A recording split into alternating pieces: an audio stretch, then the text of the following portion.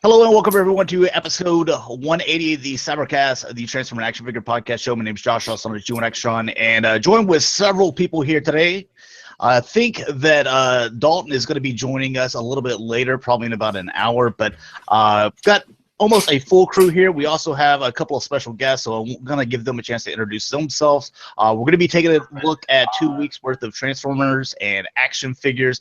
We're also going to be touching on Pete's RobotCon or RoboCon, which we just kind of call Pete's Con. So he's going to be telling you about that. We've got a lot of great questions. So before we get started, I'm going to go ahead and hand it off to Rick. That way you can kind of go down the line, introduce everyone, and get started with this Pete interview.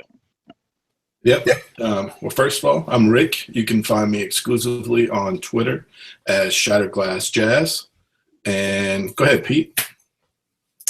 Okay, I'm Pete Sinclair. I worked for Fun Publications for about 9 years, involved with BotCon and G.I. Joe Con. Before that, I've been involved with BotCon in different capacities through the 22 years that it was around. I'm now working on various projects, one of which is a new convention called Pete's Robot Convention. So it will be June 23rd and 24th in Covington, Kentucky, which is right across the river from Cincinnati. It's at the Cincinnati Marriott River Center, which is in Covington, but it's right on the river. It's a beautiful location. You can pre-register. You can come as a walk-in. All the information can be found on the website at PetesRoboCon, all one word, PetesRoboCon.com. You can find me there. You can find me on message boards like Allspark, TFW, Cybertron, under the new handle Pete's Robot Convention. And, of course, we got Twitter, and on Facebook, you can find us at Pete's Robot Convention on Facebook as well. All right. Go ahead, Dan. I'm Dan Hancock. My show is Near Mint Condition. We're on YouTube at Near Mint Condition. It's three guys and a gal sitting around talking about toys and comics and videos and stuff we love. Thrilled to be here. Thrilled to talk about this show coming to my neck of the woods. I live in Lexington, so pretty close to Covington. And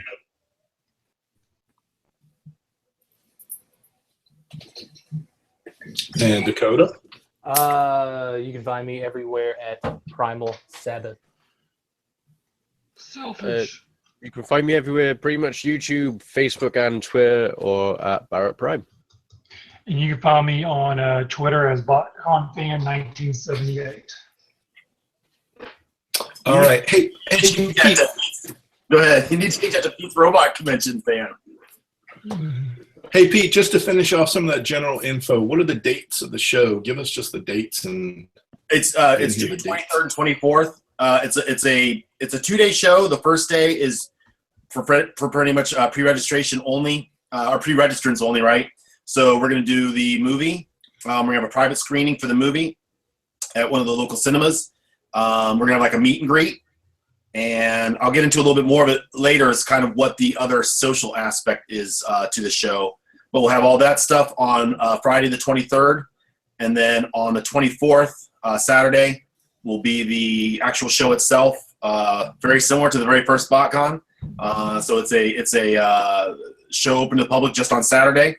And we'll have the dealer room, panels, some amazing behind-the-scenes looks at unreleased stuff that we would have done for Fun Pub.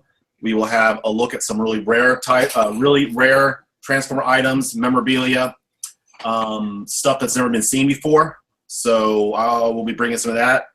And we'll have some great artists there. We're going to have Josh Perez there. Alex Milne's going to be there. Robbie Musso's going to be there. And we're going to have some amazing dealers there. So like I said, I'll get into all that when we get, I guess, to the questions, just kind of to fill you all in on all the different features that are going to be there that kind of give it that old BotCon robot convention feel with all kind of the modern amenities. So. All right. Cool. Sounds good. Let's start off the questions then. Can you tell us what's going to be allowed? What can we expect to see in the dealer room? Are there going to be, Gundams other than the Transformers, Zoids, Voltron, sci-fi robots from the 70s or GoBots? And what about like the non-robot stuff like Mask or Masters of the Universe? Do the dealers have to have a certain percentage of robots or anything like that? We don't have to have a certain percentage of robots per se. I'm not going to have some hard and fast rule, but with any convention or any theme convention, it always makes sense to bring what your audience is there for. You know, even at BotCon, you know, sometimes it'd be like we want 50% Transformers, but if someone showed up with all He-Man at a Transformers convention, you weren't going to sell a lot of He-Man. So what we want is, you know, a lot of just robots. What we're focusing on is really kind of like the 9 in my head. You've got Robotech, Macross, Voltron, Power Rangers, Gundam, Exo Squad, GoBots, vintage toy robots from like the 50s and 60s, and then Transformers. So those are kind of our big 9 right there. Those are kind of the ones we want people to focus on bringing. We'd love to see an amazing selection. I'm working with dealers directly. We have not even opened up dealer registration yet, just because it's been kind of more of an invite-only thing. We still have 4 booths to fill. It's a smaller show. I mean, it's not. We're not going to have, you know, 50, 60 booths like a previous BotCon or other shows like that. It's going to be very concentrated. But what we've worked on is making sure, or what I've worked on with Jesse, is to make sure that we have a really good, solid selection of vendors. So the product, so we don't have 5 people selling Masterpiece. We're going to have like someone selling the Japanese stuff, someone selling kind of, you know, the vintage stuff. Styling Online will be there with the shirts. So we want to have a really good selection. So I think it works out for everybody. But yeah, I mean, like I said, there's no hard and fast rule, but we'd love to see those 9 lines really represented. And then, of course, anything, I mean, you know, if Mask is there and other stuff, of course, you know, Zoids, that's fine. But, I mean, obviously all robots are welcome. But what I'm focusing on are kind of those 9 that I listed there. Good. Sounds awesome. Go ahead, Dan. So to follow up on that, we've got to ask, because people want to know, especially after last year, what about third-party figures in the dealer room, third-party Transformer figures? So that's always been a tricky thing, and you know, I've always maintained the same position on that stuff ever since it became what I felt like was an issue and started really kind of hurting not just our business, but when I was with Fun Pub, but hurting Transformers. Is it was, you know, when you add a variable in there that doesn't, when you add a variable in that is not part of the plan, right, as far as part of your market plan, it affects your sales. So that hurt our sales, it hurt Hasbro's sales, it hurts car sales. So, and I always felt it was IP infringing. So I held the same position as Hasbro. I still hold the same position as Hasbro. However, it's not my job to, you know, it was our job with BotCon. That was, or the job was given to us by Hasbro. You're not allowed to let third-party stuff in here. Okay, that's our job. With my show, as long as it's not breaking any laws, if Hasbro was to send me a thing and say we are actively pursuing third-party companies and that stuff is no law, we've taken legal action and whatever, then that would be fine.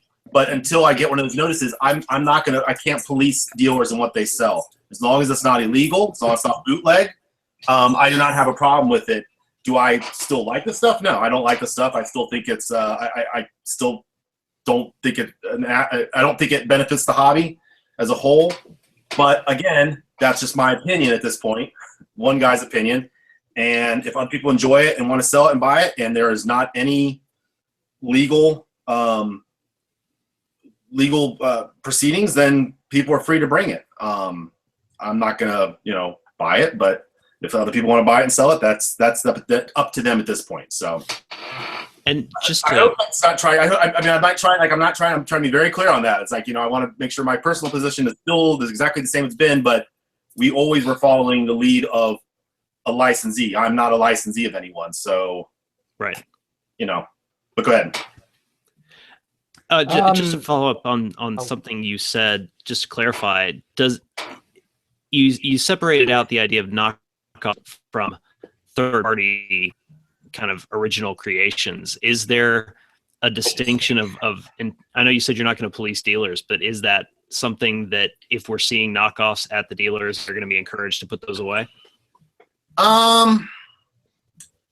Again, that's kind of tough because it was even tough when we were doing it as when we were doing it at the request of Hasbro is we don't know exactly what exactly there's so much stuff out there. I cannot go through, and if someone were to show up at the show from a official that had an official position with Hasbro at any my show or any other show and said this show should not be sold, this stuff should not be sold here, of course I would be happy to honor that request, but I just don't know. I'm not going to go around and police and say, oh, that's clearly a bootleg.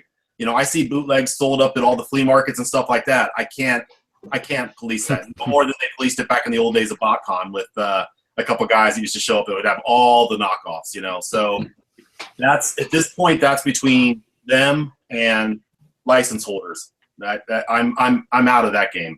So. I just want to make sure that, so like if you see, but if someone is selling, let's say those KO Masterpiece, and they're selling them as authentic. Oh, yes, absolutely. I got a problem with that. So yeah, oh yeah. If someone's passing off, well, if someone's passing off something that's not legit. If someone brings that to my attention, I'll absolutely have to put that away because that's deceptive at that point. You're actually lying to the customer. So no, I wouldn't tolerate that at all. So okay. Yeah, no. If someone's selling knockoff masterpieces as actual masterpiece, then yeah, absolutely. I mean, if they have it listed as knockoff masterpiece, well, then again, I can't. But if someone's trying to deceive people, I'll absolutely no. But I don't think that'll be an issue because again, I'm working with each vendor, and I know all the vendors and have long-term relationships with them. I don't see that being an issue. Okay. Cool. When was it you decided that Pete's RoboCon was something you wanted to do? So I'd gotten a couple requests to maybe look into doing a show when we knew BotCon was ending, and when we knew, I guess from some people maybe I kind of confided in, and we knew that there wasn't going to really be a BotCon alternative. And I kind of resisted it. And then it actually, to make a really long story short, so there's other projects I'm working on, which I will hopefully be able to go into down the road here. Some really exciting stuff. And Jesse was in town because he's who I work with, Jesse Wittenrich, who I've worked with for years through Fun Pub, who I'm working with on this show. He's my partner on this show, and we've partnered on lots of other projects and concepts we have. Things that aren't just even robot related, things that are completely out of the realm of toys we've worked on. And one of the things I was doing is I was setting up my new office because I'm in a new house. I sold my old place and bought a new place last fall. And I wanted to get rid of some stuff, but I didn't know what I wanted to get rid of until I started setting it up. So I'm setting it up, and we've got a pile of stuff, and I'm putting it there, and I really don't like selling stuff on eBay. And I kind of turned to him, and I said, I wish there was a place I could sell this stuff. I said, TFCon isn't until the fall, and it's in Toronto, or the summer. There's a summer in Toronto, but then the fall is out in DC, or the one in DC is out in the fall, and and there's no other shows coming up. I'm like, there's no place to sell this stuff. Arkansas. I saw, well, but I mean locally. I mean, like something, and so it started out from this weird, and I'll be straight up, this weird kind of selfish standpoint. Like, how am I going to sell this stuff? And then I started thinking, I was like, well, if I'm not selling this stuff, if I don't have a place to sell this stuff, Brett from Mega Toy Fan and I Am Ratchet and all these other guys I know that have been dealing at BotCon, well, they don't have anywhere to sell their stuff. And then I started thinking, well, if they don't have anywhere to sell stuff, it means there's a bunch of people that don't have anywhere to buy the stuff. So I kind of looked at him and I kind of thought, you know what? I said, maybe we should just do a show. I said, I know what to do. Obviously, I've been doing it for years. And I thought, okay, well, let's do it. It happened very quickly. Like literally from that conversation, I had the location booked in 2 weeks.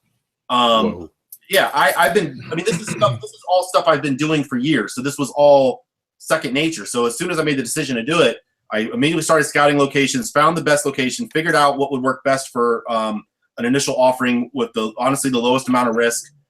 It's going to be, I'm trying to make it very clear, this is not going to be it's not a BotCon, okay? This isn't going to be a 20,000 square foot room with, guests and all this other stuff. This is a show that is very much focused and based on the original 2 BotCons, which was, and so it's kind of goes back to the roots of a BotCon with, like I said, all the modern amenities. So, it's very much focusing on the dealers. I want the dealers to kind of be the stars of the show. I want people to come here. It's easy to buy stuff online. I get that. But still there's something still cool and old, school, kind of just that feeling of being in a dealer room and being able to shop. This is why people still go out to the mall, right? Or the store, whatever. You like to still see it, touch it, feel it, and shop. So it's very much still about being able to shop.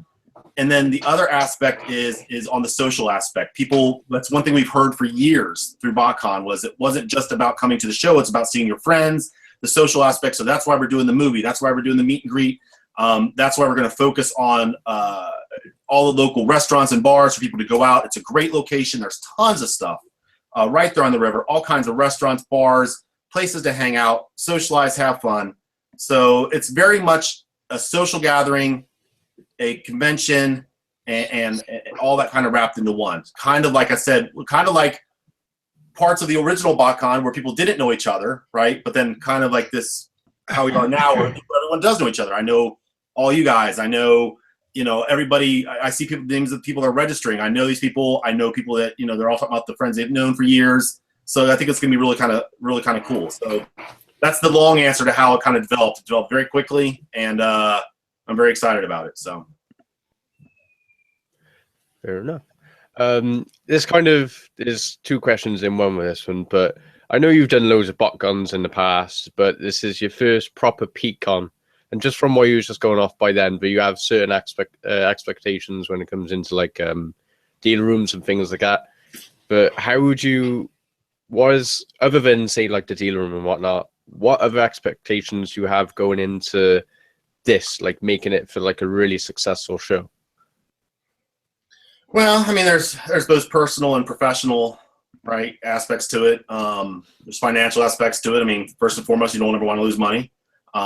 I set this up to not be able to lose money. That's why it's got a much more concentrated feel to it.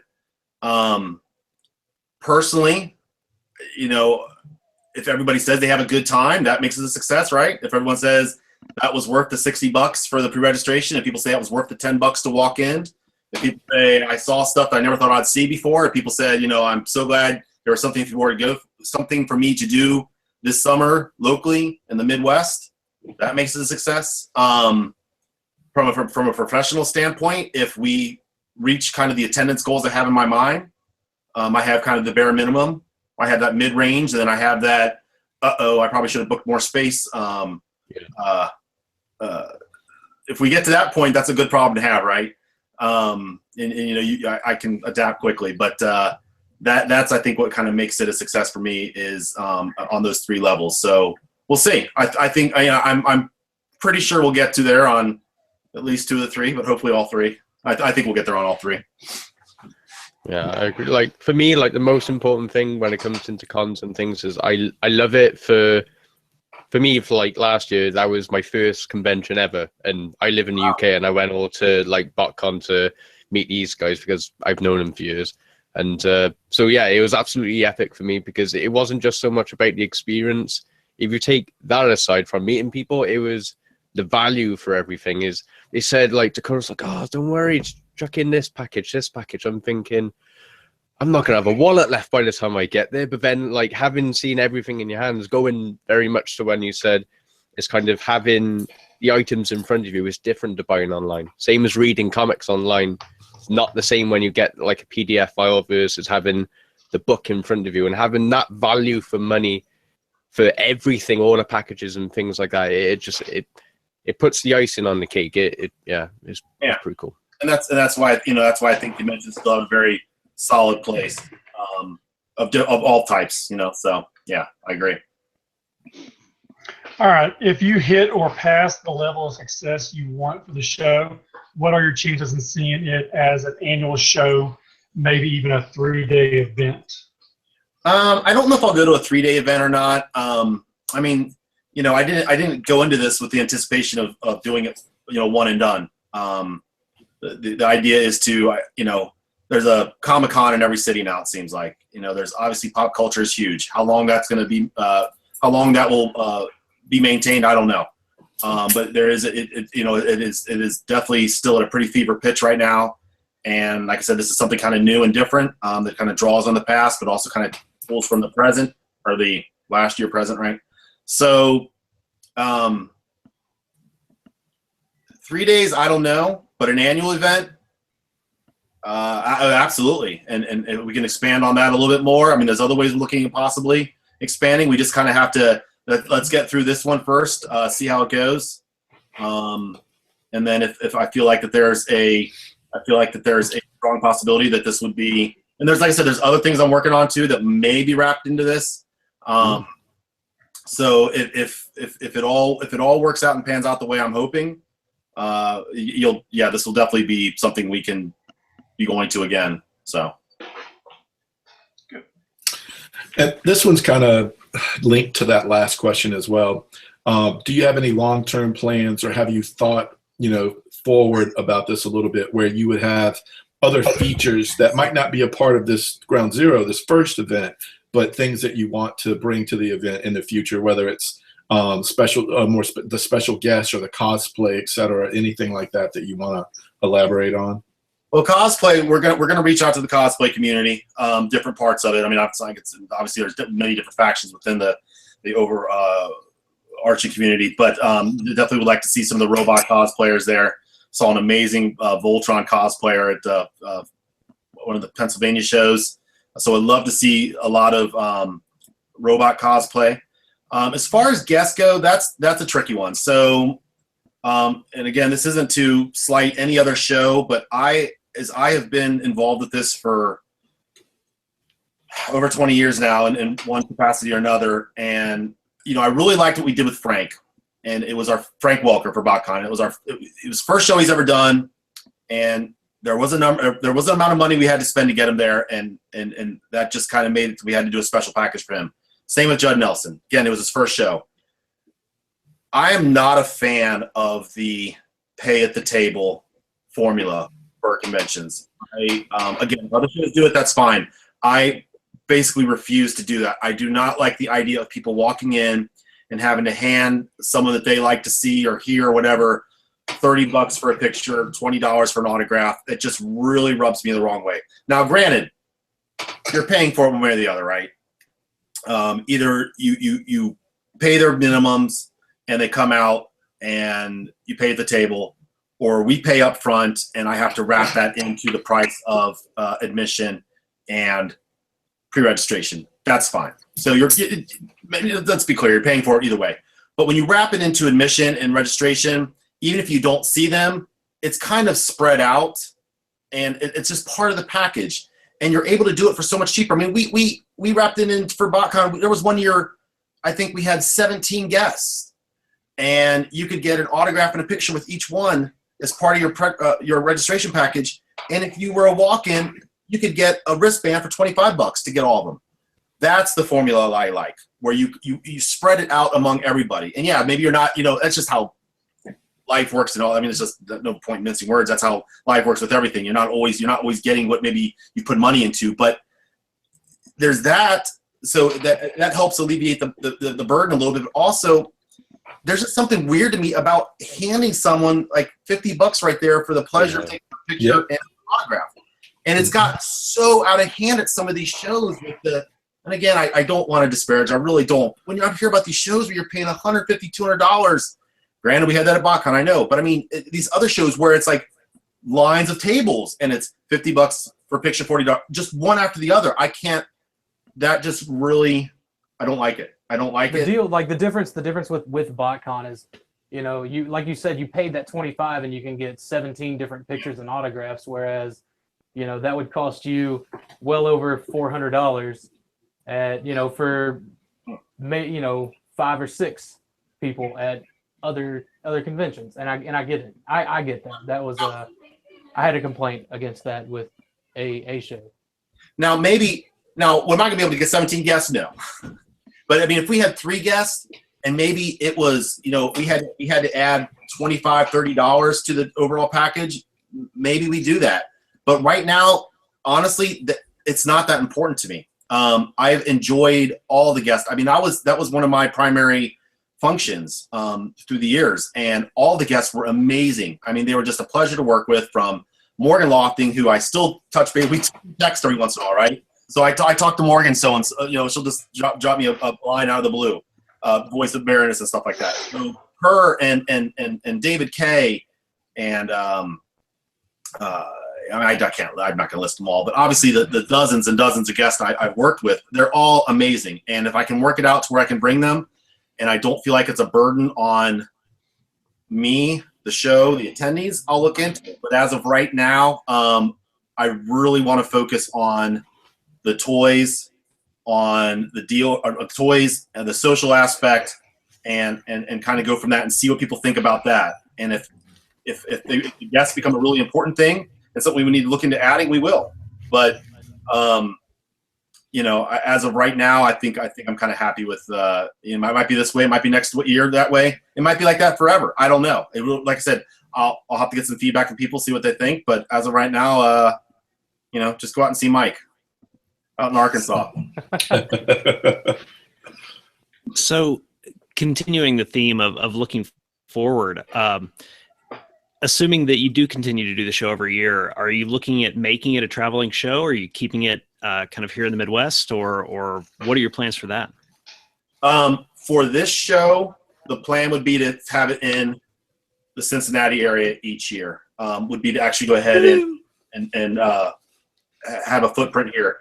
As far as, again, let's see how the show goes, and if there's possibilities for more possibilities, we'll look into them when that happens. But as right now, I'm just going into it, looking at it, that'll be a modest success, and we'll do it again next year. But maybe it's something more than that, and if it is, then we'll reevaluate. So.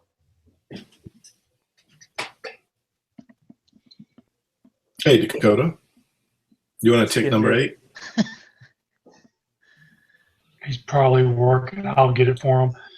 Do you expect to see any other familiar faces like the Hartmans, etc.? You know, people who've worked the BotCon name in the past. You know, like Brian Savage or the Hartmans. You know, someone's going to come out and support you. Well, Brian will be doing JoeCon the week before. Yep. So we won't see. I won't probably see anybody who's on JoeCon staff at the show. Like even that was one of the things that kind of sucked a little bit, but I had to. But the date was pretty much hard and fast. Carl won't be able to be at the show either. He works that weekend for through his school, and I really wanted to be. And he was like, "Can't you just change the date?" I'm like, I couldn't, because it was really important, because this is I wanted to wrap it around the movie, right? I mean, it kind of makes perfect sense to wrap a Transformers, a robot convention. I gotta be careful there, right? But a show that's gonna be heavy on Transformers, let's be honest, around the Transformers movie. So, you know, that date was pretty much locked in from the start. So as far as other people that'll be there, I've already seen. I think there will be some. Actually, I've got two. There will be 2 people there that were at every single. So there were 7 of us that were at every single BotCon, and 2 of them, at least so far, will be at this show. So. I gotta get who they are. But as far as old familiar faces, yeah, there'll be some, sure, you know. But I don't, like I said, it's still kind of all working out right now. I think a lot of people are going to show up as walk-ins. Registration's going good. But yeah, there'll be a lot of walk-ins, so we'll see how it all shakes out. All right, I'm going to mess it up here since I can talk now. Will you have some of your collection there on display for viewing, maybe like some of the more rare items that not many fans get to see in person all that often? So the one ad we did with the all the real rare collectibles and stuff, we're gonna have Menasor or G2 Menasor and Defensor there. I have squirreled away some things, having been in this hobby since 1990. I've got some really cool items. I guess I'll show the one item right here. We mentioned it. So this is cool. I've had this. I don't know where I got this from. I got this years ago. So this is, and I had never shown this before, right? This has never been seen before. And we actually used this for some of the Pantones, for some of the BotCon toys, when we wanted to match the Action Masters. So this is the 1990 Transformers product book. This was their color guide and style guide for all of the Action Masters and Micromasters.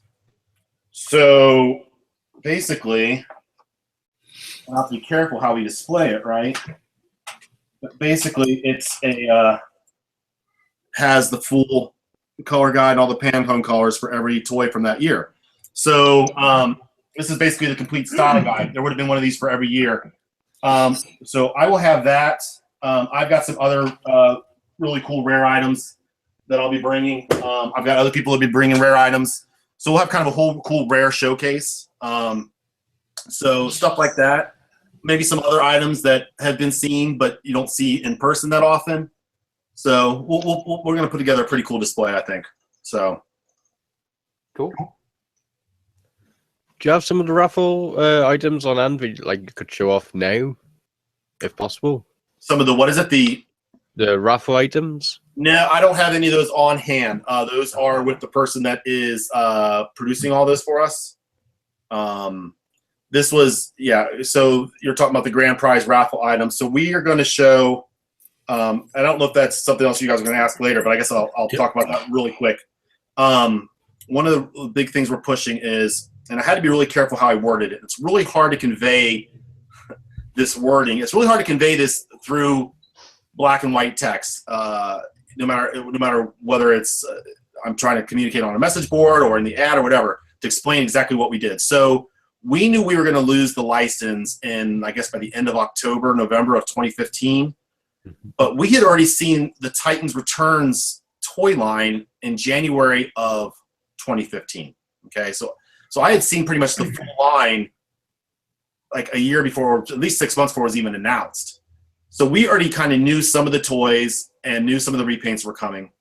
And then by that summer, I think I pretty much knew most of the line. Maybe not. I guess not the later waves. But enough of it to kind of start getting an idea. So we had already started putting together a rough idea. Once we lost the license, well, that was the end of it.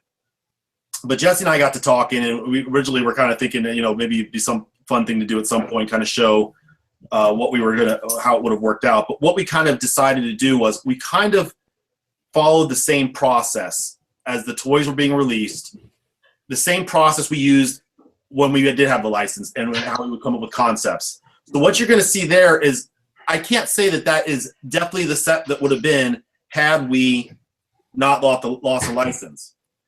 But what we did was we followed through the thought process like we usually did with everything, or usually do with the toys in general and with the convention sets in general, and how things changed. We kind of figured out other toys and came to a set that we think we would have done had all things been equal as far as us keeping the license. So what you're going to see is what I feel is the best representation of what you would have actually gotten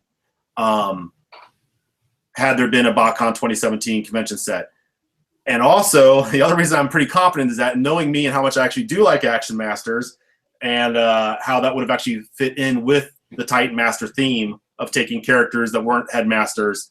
And I guess I can say is we actually had already one character that we have not shown yet. Well, actually, we've only shown one, but we might be showing a couple more here really soon. But another one that won't be seen until the show, and Skyfall, were already on our list. Knowing that those two Action Masters are there, I could see how we very quickly would have come to an Action Master theme. After doing the Dawn of the Predicus set, and how I knew Hazard wanted us to tie into the main line and have a cohesive theme, the Action Master theme is probably what would have ended up regardless. So, we had another concept actually that we were working on, but when some stuff out from Takara had come out, that actually would have fallen to the wayside. So, like I said, it just kind of all worked out how, like I said, we the thought process and the way we worked it is how we would do everything, or how we would do it every year with the show and with the convention set. So, like I said, best representation of what most likely would have happened. I hope that explains it. Yeah. Because it's impossible to try to put that in a online post. Yeah. Without me taking 20 minutes, 30 minutes to write it. Mike, do you want to hit number 11 to put us right back on track? Well, actually, you hit number 11. Now we're back on track. Okay. All right. If this year's show goes over well, would you be thinking of ways to have people leave with a souvenir, something they could bring home in the following years? Something like Shatrdglassjazz Quick Custom, or even a customizing class type experience with a retail figure and some paint. Maybe Jesse or someone could put together a little mini comic. The only thing we would do would be something outside of this year, where we're kind of, well, obviously these are one of a kind type things. But as far as anything that would be done on a larger scale, where we would actually produce copies of something, as long as it wasn't infringing on any IP, it was an original concept or something that we had license to do. Yeah, absolutely. So we'll look at stuff. We'll look at things like that. So original characters could be on the table. Possibly. It's just that's always tricky. I'm not saying that's because then you start to you start feeling the tendency. Do you have to get close to Transformers for it to really be, or do you have to really go the opposite direction? And if we did something, it would have to be something that's totally new and something that would be an original idea or something that we had a license to do, but not anything else. So to follow up on the raffle idea, for the folks who don't end up winning that, are you going to make the color info available or kind of direct instructions on how you got to the finished product available for potential customizers? People are more welcome to take as many pictures as they want, and if they want to kind of do their versions of it, that's fine. But as far as trying to let people recreate what we've done, probably not, just because that would kind of, I think, take away a little bit of the specialness from what we're doing. Plus, we wouldn't do that with anything that we would have ever actually produced regardless. So probably not, but I'm sure people will probably see it and will probably draw some inspiration from it and do versions that I'm sure are pretty close, but that's up to them. And the person that's doing this for us won't be, part of the deal is that he can't recreate them for anybody. So, it's kind of a one and done. Oh, cool. Sure enough. Where do you think this unreleased BotCon box set ranks among the rarest of Transformers like G2 Minnesword, G2 the Foot Sword, just to name a couple? I wouldn't. This is, I don't want people to look at it that way. This is, just from even a legal standpoint, this is a custom. It's a custom set. It's not official in any way. It shouldn't be viewed as official in any way. It is a concept that we developed from two guys that have worked on the set for 10 years. So, or I worked on them for 12 years, and Jesse worked on them pretty much the last 7 or 8. So, people need to look at it that way. But I sure as heck wouldn't want to try to put it on the same level as any of that other stuff. If people put it there, that's fine. But I wouldn't put it there. Oh man, I want this one. Right. Are we back on track? Yeah, go ahead. I'm on 14, yeah? Yeah, I really wanted to read that one. And the money right. So there's some people out there that don't want to kind of throw anyone under the bus. So just for argument's sake, we'll come up with a name and we'll call this person Paul. We said for God, keep a straight face. They said that because these figures didn't actually go into the production, but they aren't really Transformers. What's your view on that? And do you have anything to say on this person, for argument's sake, let's call him Paul?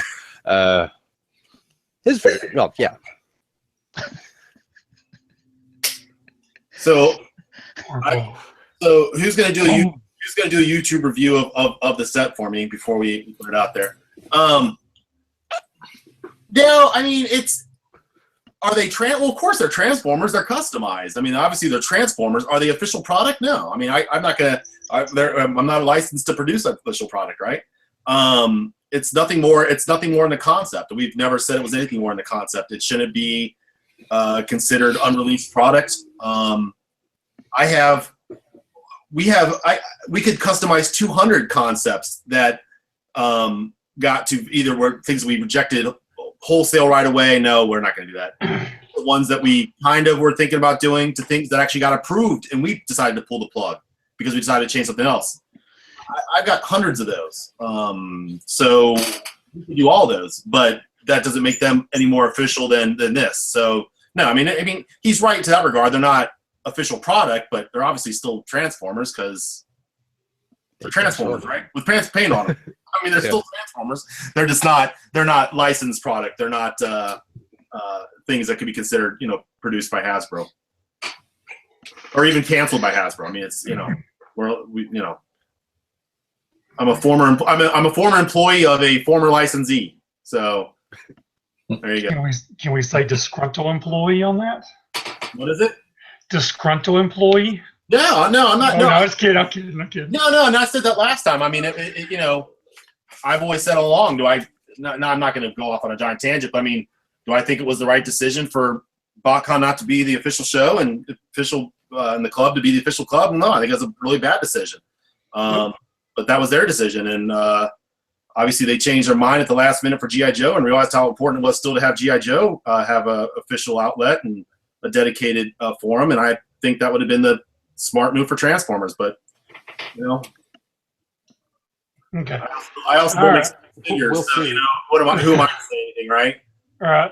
Or 8 figures. So go on. All right. Obviously, you're focusing on this year's show and the offerings that you're giving away in the box set. How do you follow up, for PCon 2018 without a set in mind, or is that something you might consider doing again, or is this going to be like?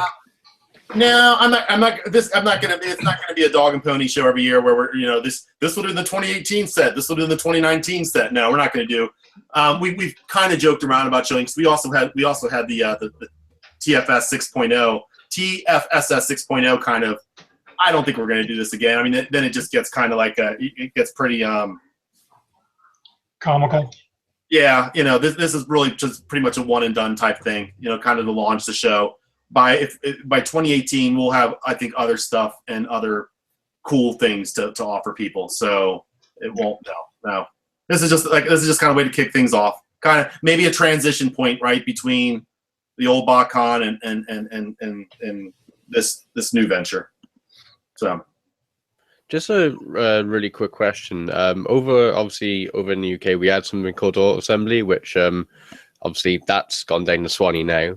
But for a couple of times what they've done is like they've brought out nothing like major add-on kits or anything, but say there was that 1 year that they'd done some stuff for I think it's Transformers Prime. It was like Wheeljack they gave him for what was the face exhaust? Yeah, they gave him like a different head and things like that.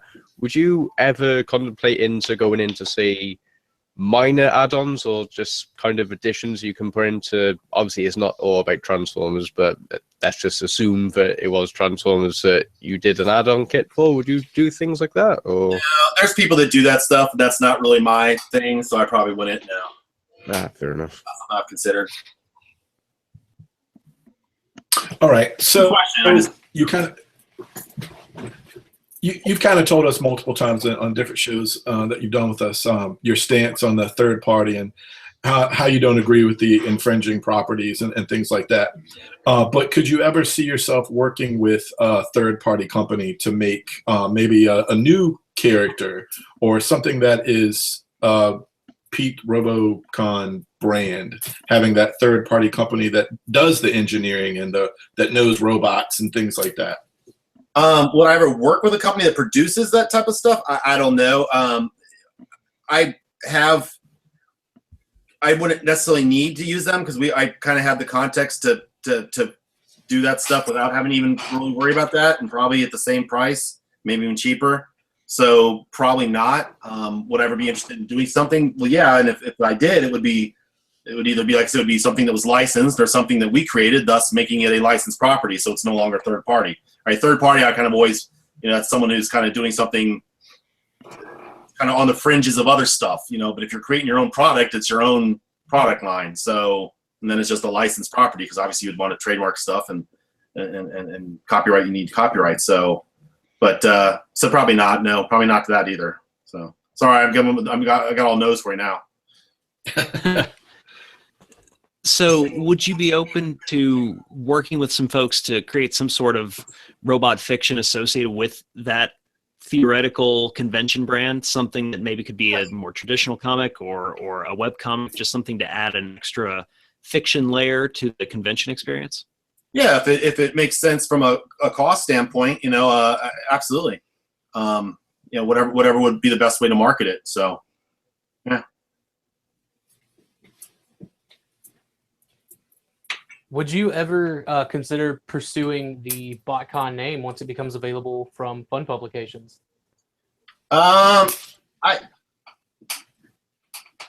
maybe. I don't know. I mean, that's a ways off because of things that make it have to be a ways off.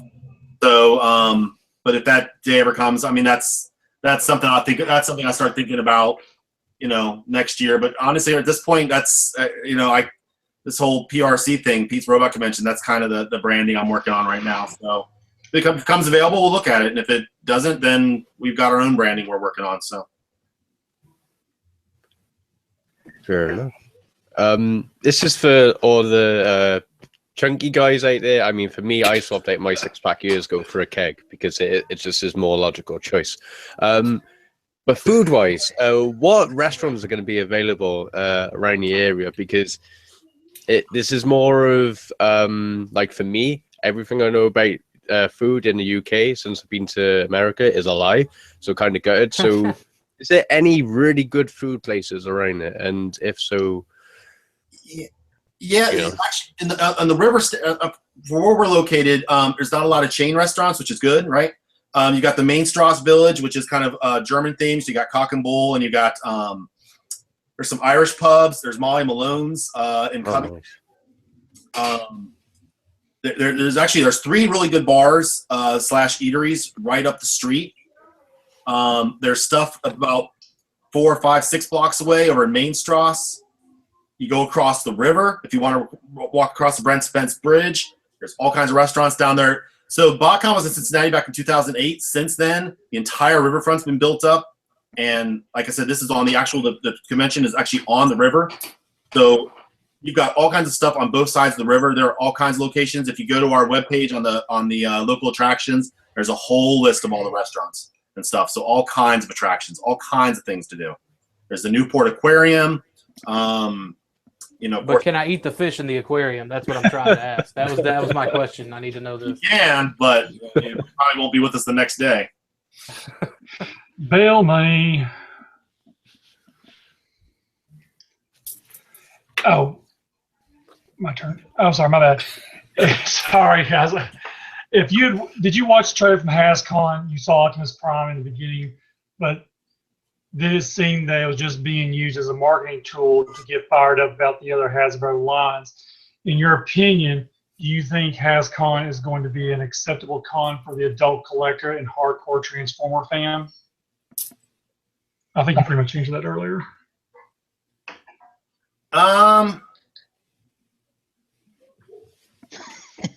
Diplomacy. Any strip clubs near the venue? My PrimalCon in the chat.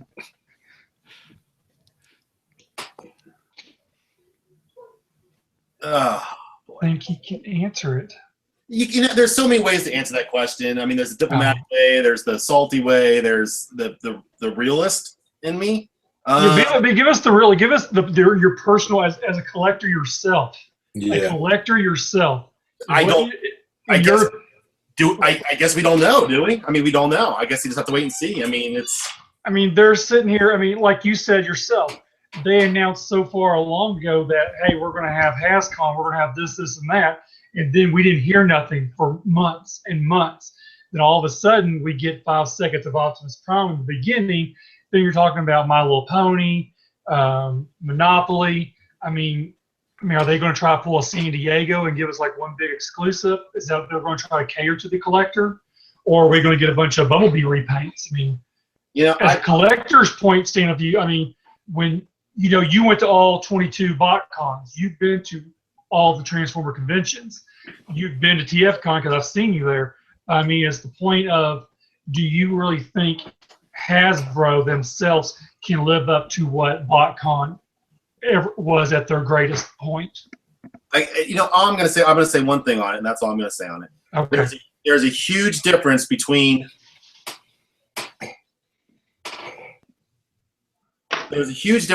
having space at a show that's already established, a show that you show up for and you market your products, and actually running that show. It's 2 completely different things. Yeah. Hasbro's really good at marketing product and having an amazing presence at different various shows. running a show is a completely and connecting with the vendors and the fans and the guests and all that. It is a completely different animal, and I sure as heck wouldn't try to assume how to do what they do on a large scale.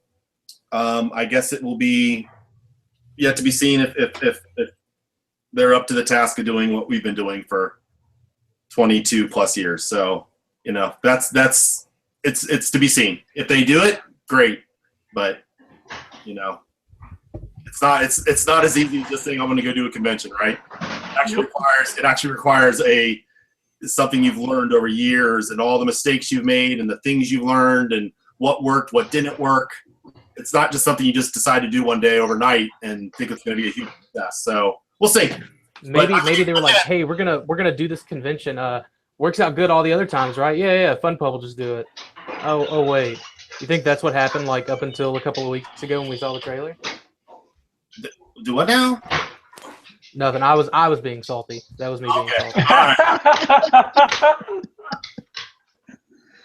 right. Yeah. This is the last question on our list. We talked about this a little bit, but kind of elaborate, and I guess anything else that you wanted to share, maybe to close it out. What are you working on right now, and are there people working with you that we may know? Well, Jesse Wittenrich, I always call him my utility man, because he can write, he can draw, he can color, he can conceptualize, he can do mock-ups, he can do all kinds of things graphically. So he and I have been working, and so he brings a certain skill set to our partnership. And I bring what I bring. I don't really talk myself up, but anyways, so the two of us have got things we're working on. We got a few projects we're working on. One's really, really exciting. I can't even go into any of it because it's all in those stages to where I can't talk about it. But hopefully, at least one of them pans out, and if it does, then we're going to be we're going to have a lot of fun. So I guess all I can say is hopefully at the show I'll have something more to say about all that stuff. But is this a license? Can I ask about just? We got lots of different cool things we're working on. So okay. Yeah. All right. Was that the last one? Yeah. This worked out perfect. I'm sorry I wasn't able to ask any questions directly, Pete, but I did contribute here whenever I was putting the list together. I have finally got everything pulled up for the rest of the show, so it's kind of worked out there as far as time-wise goes. Is there anything that maybe you wanted to bring up for the show that we haven't asked? So we originally had a deadline for April 15th today, that if you pre-registered by today, you would get an extra bonus raffle ticket.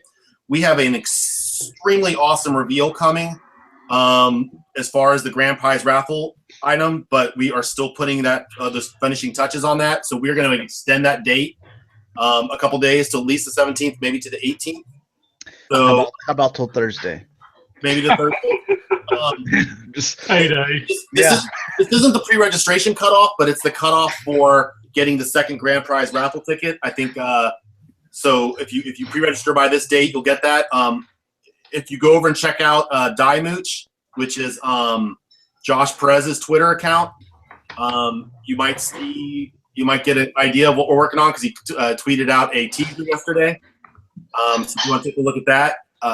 But we've got some stuff, some really cool, a really cool reveal coming for that. So just stay tuned on that. We'll have something up here in the next couple days, and I'll give you the exact deadline on for pre-registration.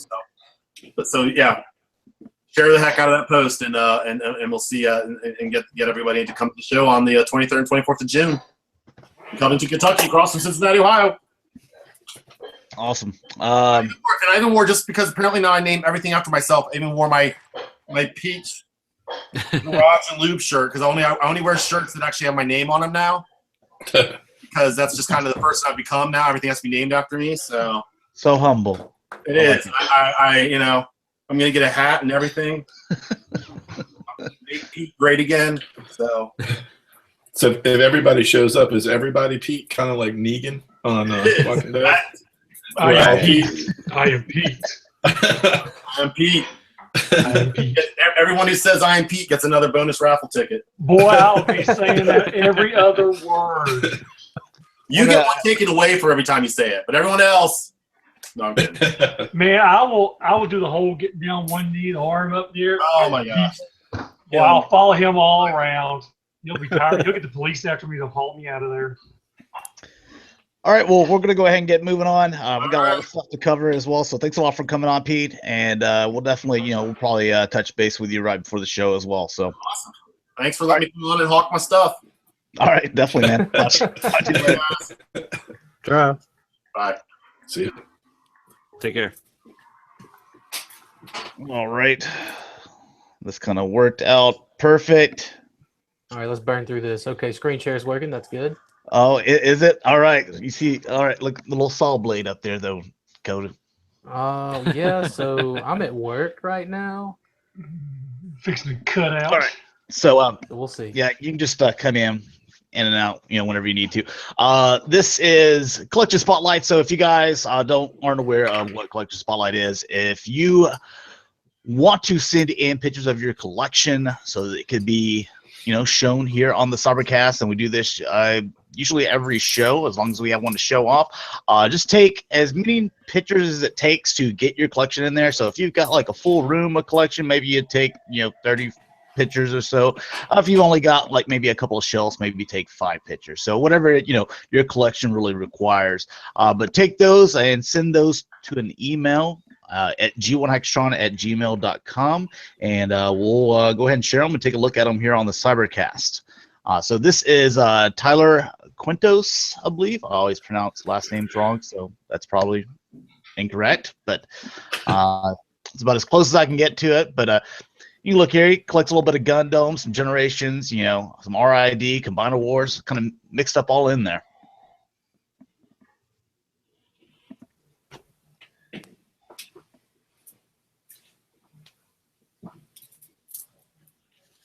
All about the C-dubs. I don't see any Bayformers in there. Thank God. Oh, dude, screw you guys. Some of those beasts that are coming out in the new TF5 movie line, Oh, I'm really digging them. Oh, The dragon guy with the big shoulder pads. one of those guys. Oh, whatever. I saw the Voyagers today. I didn't even realize they had hit the streets yet. They're Yeah, I think that's the 28. premiere wave. Yeah. All just like repaints and stuff. There you go. He's got Bayformer in there. What? Look at that Gundam that looks like Drift, kinda, from Lost Light. Yeah.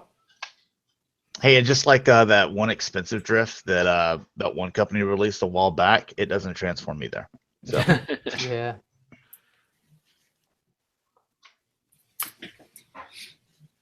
and I do have a collection. I think we're taking a look at David Linshine's next Cybercast, but then after that, then I won't have any. So if you want to wait like 2 or 3 weeks before you send in your collection, that way it doesn't get lost in my emails, and you can do that too.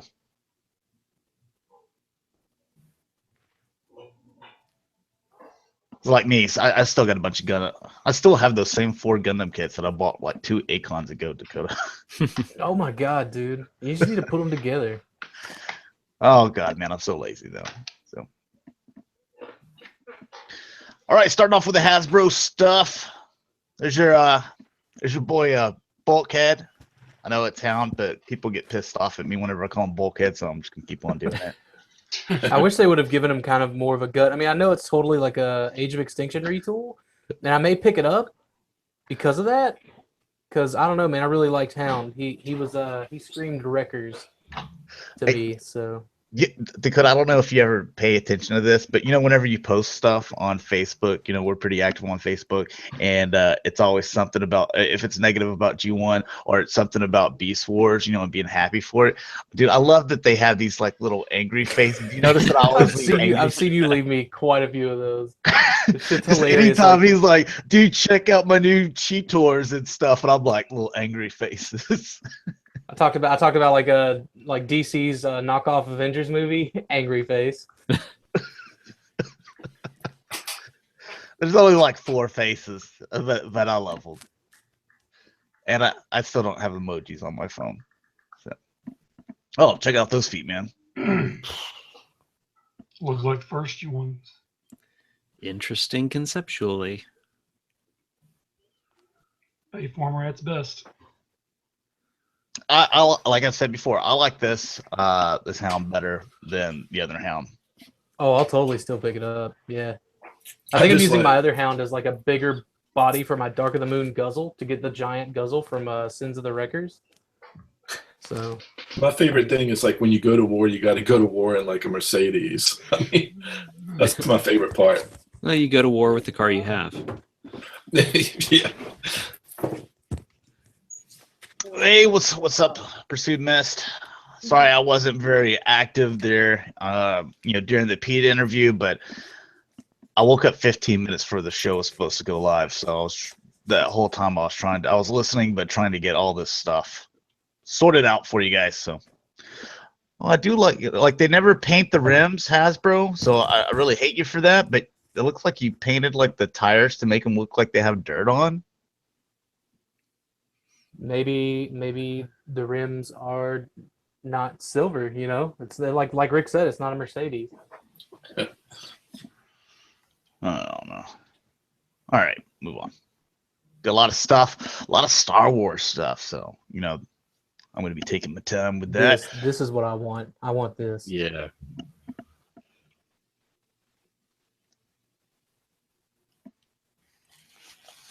That face, it looks. Yeah, but it looks like the little mask should be able to like come over it like it is in the movie. Mhm. Yeah. Yeah. So, dude, I'm in for this. Like, I really like this design a whole lot. It's like someone peeled like almost a human like peeled the skin off, and it's just the inside of the face. Looks like one of the Titans from Attack on Titan. Yeah, Hmm. that's what it looks like to me. For me, like first time I saw this, he like reminded me. I'm just guessing his name's the Creeper, but a guy off Jeepers Creepers, when like his face comes in. Yeah, it does. Yeah, now that you say it, yes. So this is the Voyager though, right? Because I know they're doing a Voyager and a Leader, and the Voyager is like what I'm in for. Oh yeah, I believe this is the Voyager. Yeah, you can see it there in his Nice. hand. Nice. God, Unless I can't wait for this one, like these to come out. Like screw the premiere stuff. Unless he has like really large hands. So Mike, what are you doing? what are you doing, Mike? Y'all are so wrong. Jonathan McKnight says, "Dude, that does look like Jeepers Creepers." Okay, Yeah, it does. I'm not even aware of what this movie is. So Really? I'll watch it. I know that like the cover art is like someone like with an eyeball looking through like a potato sack or something like that. But I don't think I've ever watched the movie. It's the Just go to bottom, sleep. the bottom jaw. I really wish the person that has this in hand would take pictures to see if the little pieces could come around and make the face mask. But other than that, I mean, I'm still totally buying it. They look like they move. Yeah, I'm sure they do. Looks like it. It's basically they're mech tech faces. So Yeah. All right, so this is one I didn't really understand. So let me read up on it because I wasn't exactly sure, but we found out that Valvoline has joined together with Hasbro for a special promotion campaign to promote the upcoming Transformers movie The Last Night. You can win 2 tickets to the show. Let's see.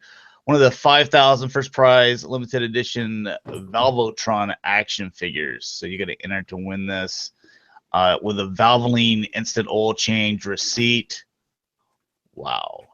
All right. So I'm curious whether this means there's a semi-synthetic oil sponsor of Transformers and a plain old regular oil sponsor. They're very specific of this is the fully synthetic oil.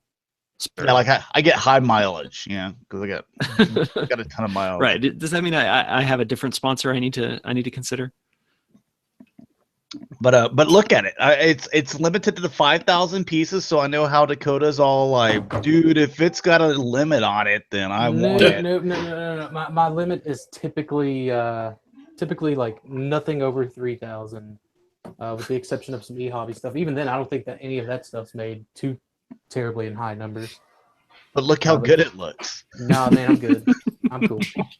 I'm not blind. I'm not What's getting it old transform blind into? like you Does are, it Josh. transform into like one of those little plastic oil canisters? I It hope looks like so. it transforms into an end block. If it did, that sucks because I got to track this thing down. Dude, because I'm looking here, so this looks like it's a handle. It looks like the hands would If it does, push dude, in here, and then this would come over here. So this is part of the top, and this is going to connect to this. Like, honestly, dude, I'm in a Pennzoil household anyways, so gonna have to pass. Oh my goodness. So there's that thing. All right, so a few statues here. Just a little teaser at the moment. XM Studios. They're gonna fully show this thing off at the Australian. No. What's it say? Thailand Comic-Con. So a little preview there. Get a little under pit shot.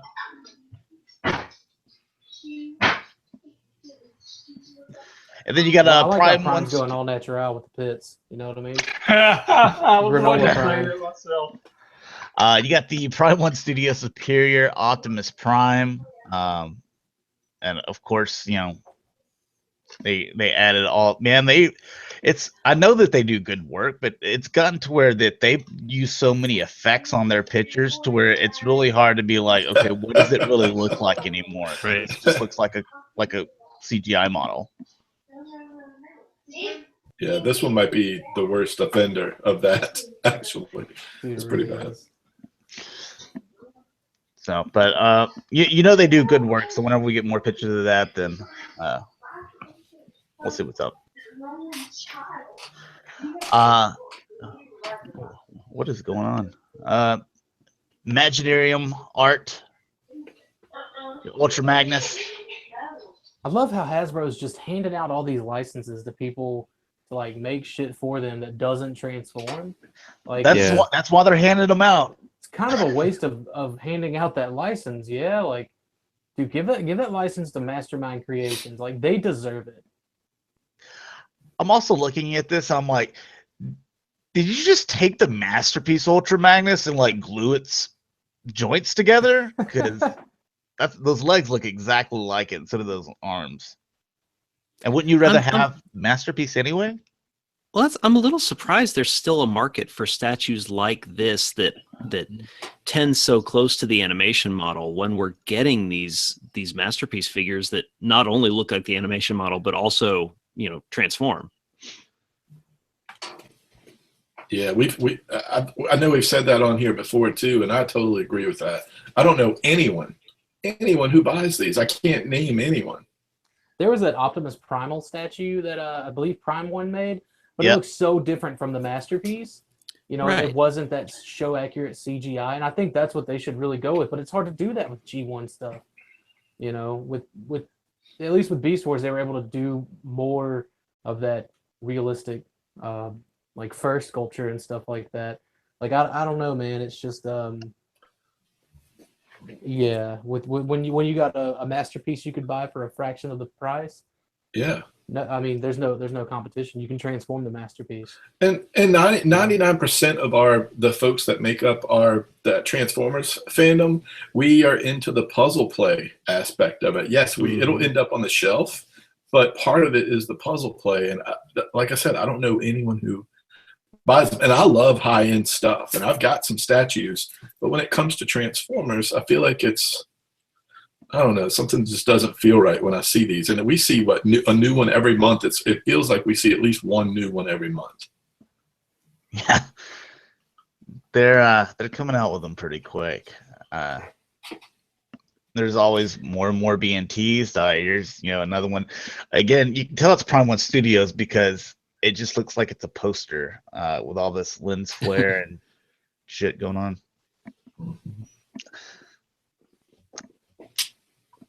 Looks like a still from the movie. You're right. It looks like it's just CG. See, like I don't know, like does this light up? Does that light up? Are those flames? Do they come with it? Like, Oh, dude, a flamethrower. Is it always built on into the fire? statue? do I flip the switch and like like a little butane lighter thing going in the background? All right, so, see, like this, I'm guessing that the eye lights up, but you can't be 100% sure. Now, like I said, all the detail, this Prime 1 Studio stuff, you look really close here, you see all the little scratches and nicks and stuff like that. It looks amazing. The work they do is incredible. Yeah, it does look movie accurate. I'll give it to them. Yeah, Pursuit Miss says, I'm not investing hundreds of dollars into Transformers that don't transform. Yeah, I mean, you got to be one of those, like, a certain level of, crazy, or not crazy, but a level of Transformer fan to where you're just like, dude, they transform, don't transform, doesn't matter to me. I'm buying them all because, I guess you have unlimited income or something like that, And they also take up a lot of space. Like back when I was doing a lot more of this Sideshow premium format statues, it's not that I fell out of love with them. They're amazing. But like after 4 or 5 years, I'm like, I've got 20 of these things. I need to sell at least 10 so I can live in my house. So they take up a lot of space. So the people, I'm guessing that the people that they want to buy their product is like people that have the mini museums, and they have like multiple, like they have a statue of Conan, and then they have a statue of Spider-Man, and then there's your Shockwave to encompass your love of the Transformers movies. That's all I can think of. I guess Shockwave's a safe bet since he died, right? I forget, but once like Optimus and Megatron, they're always changing their look up, or especially Megatron, I guess you could say. So it's kind of like the Avengers, like every movie they come out with, there's always some kind of new change to the suit. And I can only think, Rick, you buy Hot Toys, and you're like, man, I'm sitting in my Avengers cast, dude. It's good. Oh man, it looks so good. And then next movie comes out, they're like, everybody's got different stuff. You're like, oh. Yep. Like some of these look better than others, and and now do I mix and match, or do I just take the best costume available? Now I got to resell, and yeah, man, I need medication just for that one thing that you just said. I need medication for that. I'm dealing with it right now. I didn't order the new Falcon because I thought all that changed was they put red on him, and he comes with a little red wing. Like a month after release, I'm still thinking about it before I go to sleep. Yep, that's me.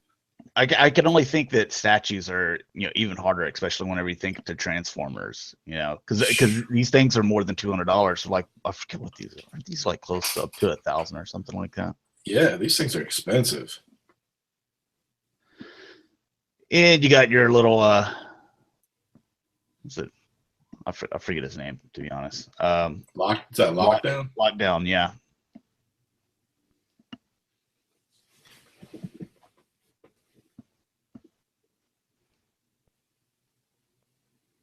Just doesn't seem to be a lot of personality there. No.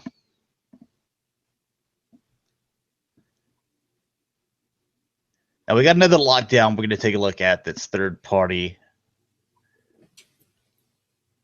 That I'm sure some dude, and honestly, I think that's like the better of the Lockdowns too. Mm-hmm. Yeah. Like if you hadn't seen the movie and I played the Terminator music behind like these shots, you would be like, "Oh, they're bringing Terminator back." Yeah. All right, getting into Takara, some new images of the eHobby Magna Convoy. And really looking forward to this release. Are you? Yeah, dude, I've still got it on pre-order, man. I'm hoping it ties into the Convoy Bat comic, which I mean, it's at the end of it, Magna Convoy was just sitting there lifeless, so probably. Someone write it down so that it can be a conversation for Galactic Gumbo. When are they retiring this mold? Never. I gotta think that when you just take it and put it on the shelf, remember, I forget what BotCon it was, but that one figure that you put on the shelf, Dakota, and then the legs just started doing the splits to where like, oh yeah, DEF CON. At night you put it like all DEF CON, you put them right there on the table, and at night he had the splits and on the floor. I gotta think that this thing just is a floppy mess. See, they actually they went in and repaired the mold, so They could use that, but for the mold they used for DEF CON, man, no way. They weren't going to go in and repair that.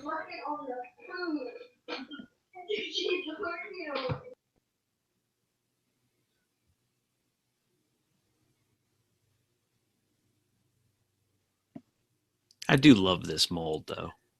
It's a good mold. What's a year on that mold? Does anybody remember the exact year on it? 06. 06?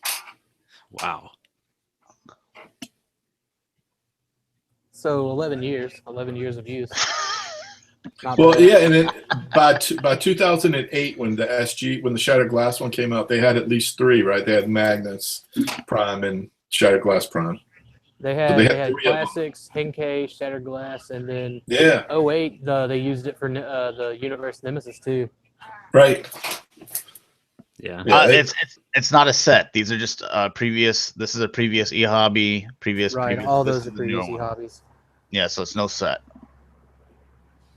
I mean, they all look pretty good together, though. I mean, like just 2 main color points, but still. I like it. I like how Grand Scourge and Deadlock kind of had interlocking stories. It looks like these 2 have interlocking stories, so we'll see. All right, new to car pre-orders up, and we get to see what these guys look like. You got your, I think they're calling this one actually Hot Rodimus. But as far as the way it looks compared to the one that Hasbro put out, really digging this. Also, the fact that it's going to be Headmaster, and you also get the Target Master. So are these new Target Master molds? They look like it, but I It's the assume same they one we were. already have in Hasbro. Yeah, this is a new one. Say- no, I'm the actual gun figures. Yeah, these little guys right here. Oh, yeah. Yeah. they're new. Yeah, so I believe they are. I was actually kind of hoping that like it would be like the one from the MP. Yeah. Not just because like I have the Hasbro Masterpiece MP, and then whenever I was trying to transform the little firebolt, found out that they put like was it like 2 right thighs or knees on him or something like that. So like he won't transform. That's just a mess. But these look good. I Yeah, like they the really do. translucent piece here. They went with the black, down here. The colors look darker instead of like that bright yellow. That's more kind of an orange.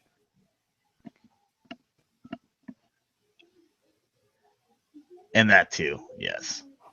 Yeah, and they got rims painted. Mm-hmm.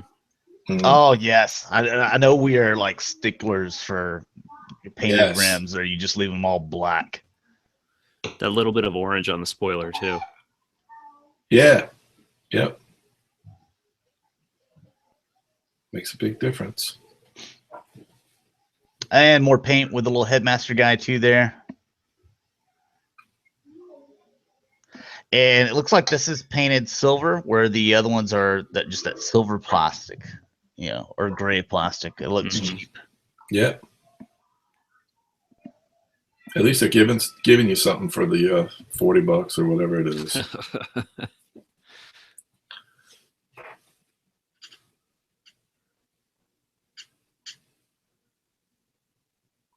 So I think most of us have the Hasbro version since it already came out, and this wasn't announced yet. Whenever that one did hit retail, you gonna get this one? Because I plan to. Just for the Target Master, I would. Yeah. You can pay $40 for the Target Master. Well, I mean, now seeing the Titan Master in more detail, I actually like that one now, the Titan Master. Okay. And Yep. old man man. Cup, Rick. Yep. I'm down. I'm down with it. So remember Grey Cup?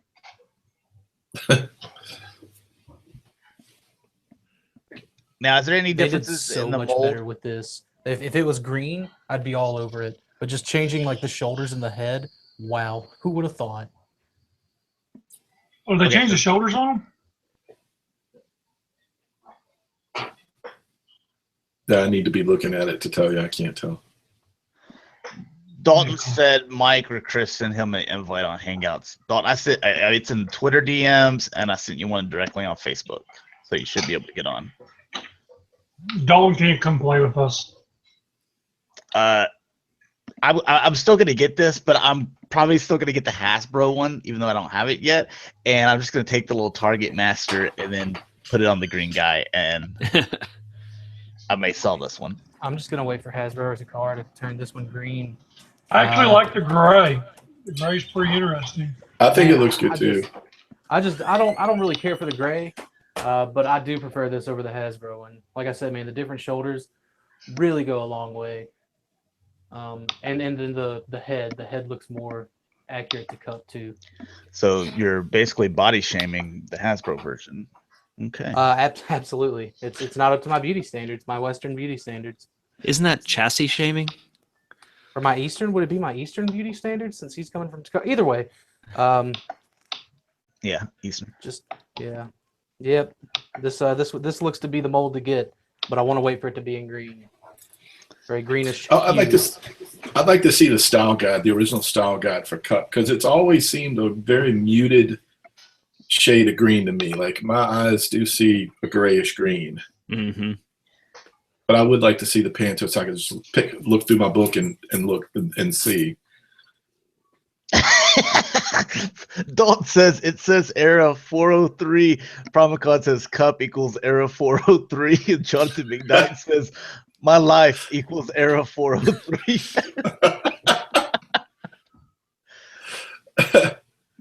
You know what? I mean, maybe I'll hang on to it. You know, you can never have too many little space El Caminos in your collection. So exactly. We'll look at these guys. And little Shatrdglassjazz or no, I think they're just calling them straight up Shatrdglassjazz though. A little bit different paint. That's a great little mold though. Yeah. Josh, I you forgot your passed on it. orgasmic sounds whenever you were looking at these. Oh yeah, I know. Did anyone else watch those videos that I was putting in the private? Oh, I did. Ugh. God, I love that kid. Then comes with a little Scourge figure or headmaster in here. Yeah. And you got your little mustache.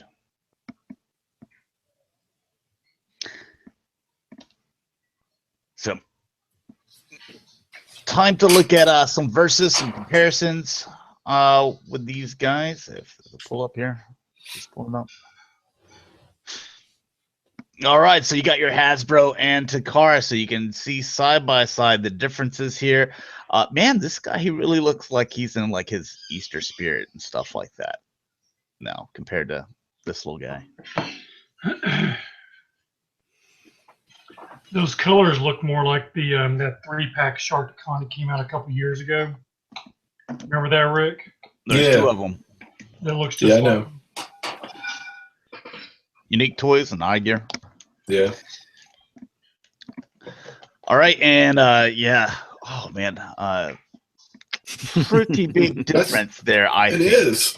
It's so big. Like you can't really. I feel like the first one can't really call itself Hot Rod. Like the name Hot Rod dictates to me the rims being painted and the extra thing on the spoiler and the flame. I don't know. that's called a hot. Bigger too. You notice that as well. That Yeah, the front is bigger too, taking away the engine, adding all this. Just the paint on the rims. It is. Look at the other one. I mean, it looks like a Legend class. If you didn't have it or know, it looks like a little Legend class toy. And Yeah, like this looks like one step. Even the paint here on the window with the tracing the lines and then getting rid of the red paint right here. A little bit of translucent here as well. it's hard too because we're coming off the masterpiece of this, and it's I don't know. Sometimes things kind of mess with my vision. Not only are we Things like coming that. off the masterpiece, but we're also looking forward to Mastermind's Calidus. Yeah, that's which true is, too. Yep. You know, that's Yeah. that's tough. It's tough for me to go buy the $15 deluxe. You know. Yeah. Oh yeah, they did significantly change those shoulders, didn't they? And the head. So square And to it's round, just and then so worth it. look at the little, the look he's giving you, but she's still going. Oh no. I don't know. I'll probably get them both, to be honest. If I don't see, a green repaint, not quite that Hasbro green, but something a little darker, like the Generations Yeah. for the Takara mold, then I may have to backtrack this down because I think he'd look really good if they ever made some 3 3/4 inch like Revolutionaries figures. I think he'd go great Mhm. with a display like that. Moving this bad boy along. Getting to the third party toy world. Outburst.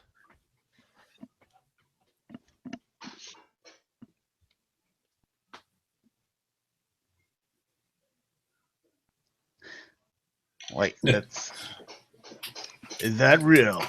Like it's universal. Like for you smokers out there, there's actually a little button over here and butane lighter. So Bought. That'd be awesome. You only get to use it once. look at it though. Melt your face off. You're like that one villain at the end of like Raiders of the Lost Ark, where Yeah. just melting off. You can't look directly at Outburst because he will get you.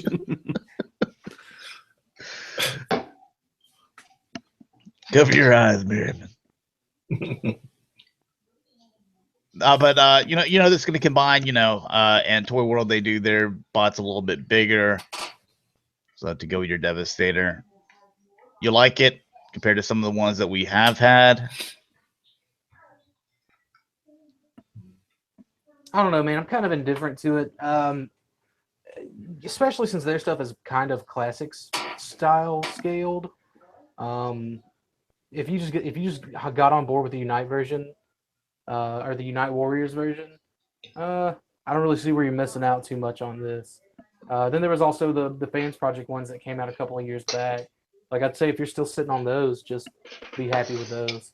So that's And Warbotron too. The Warbotron one, I love that version of it, and I saw that one through to the end. I haven't done that in a while with the big combiners, but I was happy with that one. I still have it up. I think that this is probably one of the better shuttles that's been released.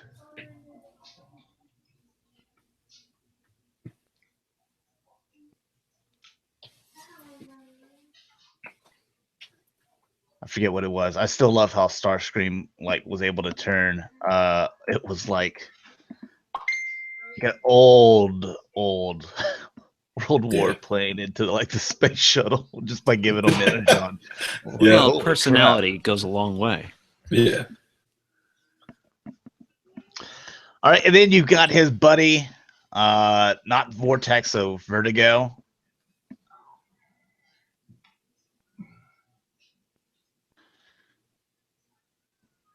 Almost, I don't know. His legs are a little weird, but a lot of kibble hanging out the side of them. Look like they could have maybe engineered that a little bit better. Yeah, it's a little too much. A little too much calf for me. Both of these guys too have that kind of like stacked torso that has those multiple points of articulation that. Oh, I see you here. Yeah, that's. I can't tell whether that would be really cool in person or whether it would look like a Rubik's Cube. Yeah.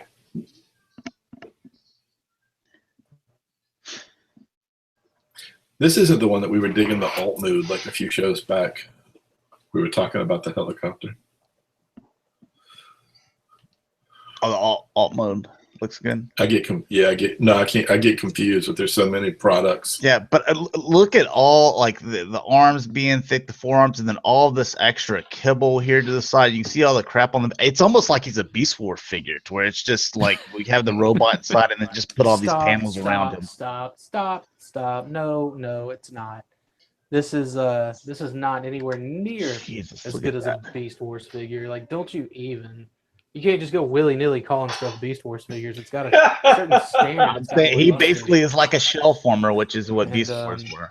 No, they weren't all shell formers. You're like I said, man, you're being ridiculous right now. This is just typical G1 trash. That's all it is. Just point blank, coming down to it. Dalton, welcome. Yeah, about time I got in here. Real quick, want to go over something I found interesting about that hot rod. Hey, hang on, your voice is all cracking and stuff like that. Man. Yeah, D Payne, you gonna buy me a drink? I know. What were those T-Pain microphones that like just the grown adults were walking around singing into like years ago? What? Sounds like. Rick, you don't know about this? You talking about Mr. Microphone from the 80s? What you talking about? I think this is a newer version of that, but I think it came out. I don't remember. Yeah, the self auto tuning. Yeah.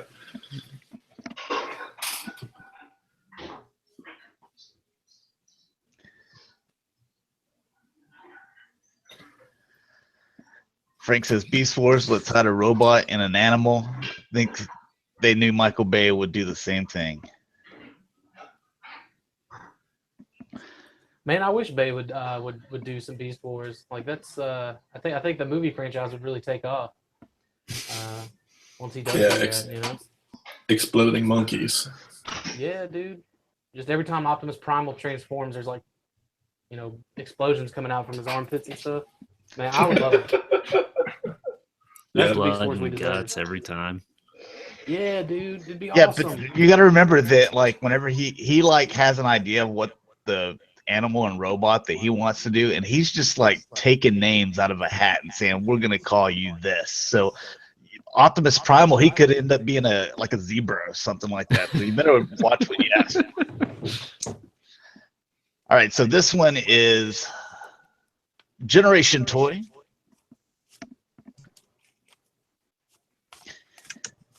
And we're finally seeing this thing, I think, colored up.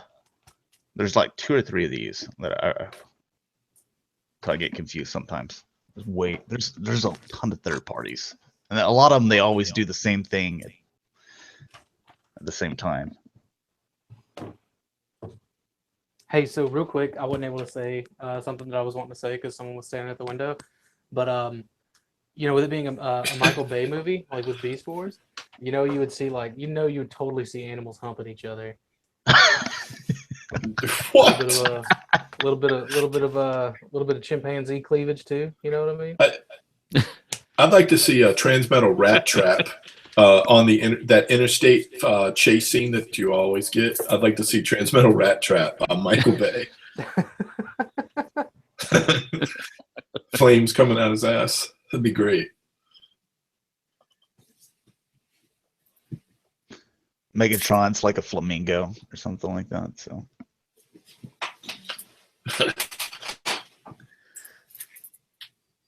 All right, and here you have your verses for G Creation and the original design and Generation Toy.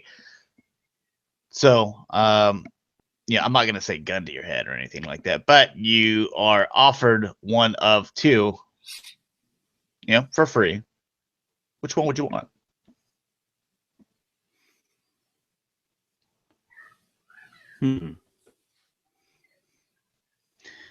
G Creations, like without a doubt, G Creations. But they don't have as big of a like snow scooper or whatever that thing is up there. That's fine. That's fine. The robot mode, which is what I'm really after, looks a lot more like the source material, which is what really counts. Now, if they would just do that, put that in a classic scale for me, we'd be cooking with grease.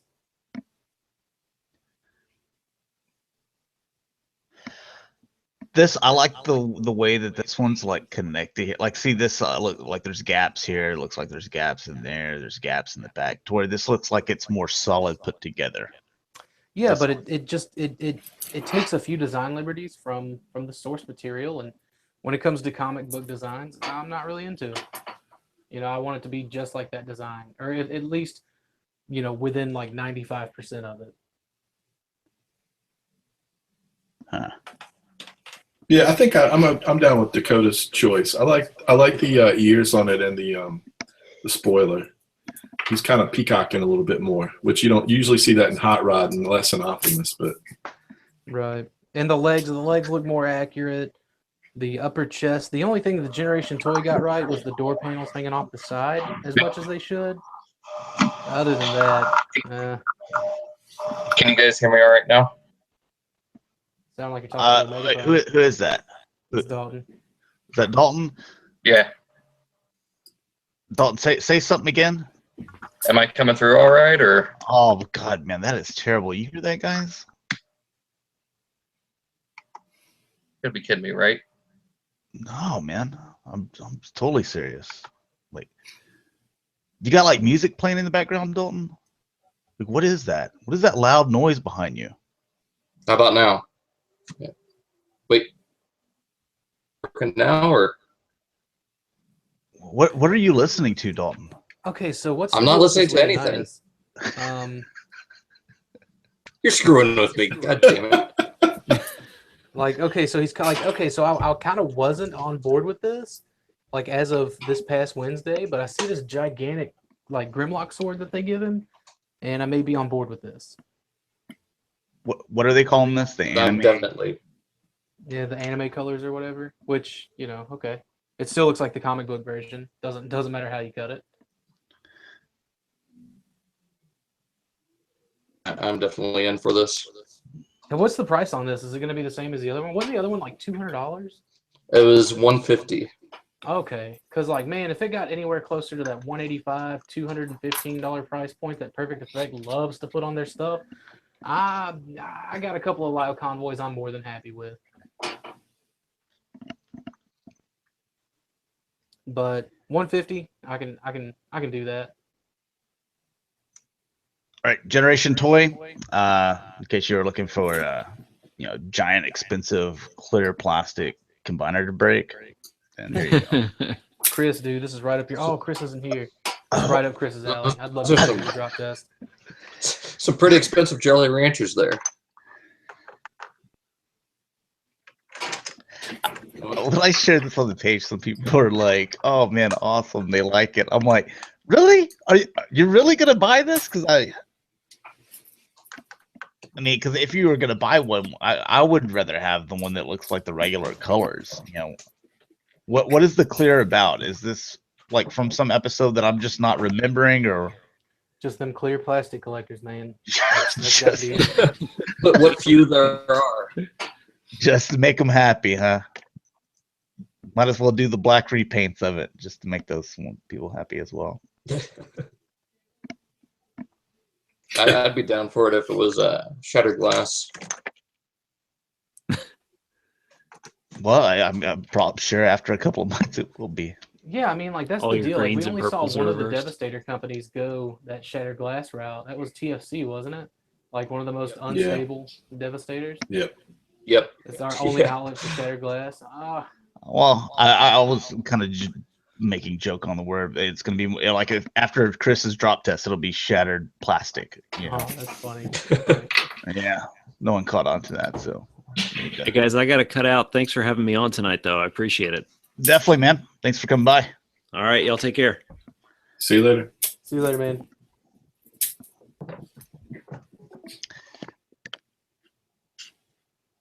What do we have here? X-Trans bots, I'll wait for the official. not hoist. Yeah, officials of Trollbreaker and Hoist can't be too far behind. Same with Springer and Jazz. Oh wait, we're talking about Trailbreaker. I thought I was like, oh sweet, they're making a side slide. No, that's obviously Takara. But I think this truck doesn't look too bad. Also, I like how this section right here, it all looks pretty clean. I think Some if of the you others. want if you couldn't wait for a Trailbreaker and Hoist, you should totally go Ocular Max. Like if you can't wait for Takara, go Ocular Max. What do you think, Rick? You get what I'm saying? Like it looks clean the way everything is jumped together. Yeah, I've stayed away from the Hoist and the Trailbreaker so far. I just figured we're gonna get them. But yeah, I agree. It looks clean. I kind of like something about almost all of the Trailbreakers and the Hoist that I've seen. I don't think any of them are horrible. But I just felt like that's one where I'm going to wait for the official. Not like Jazz, where I'm like, there's a good-looking Jazz, done, on the shelf. Okay. Looks pretty good as far as third parties go. And look, there you go. Hoist goes to Hollywood mask. Oh, yeah.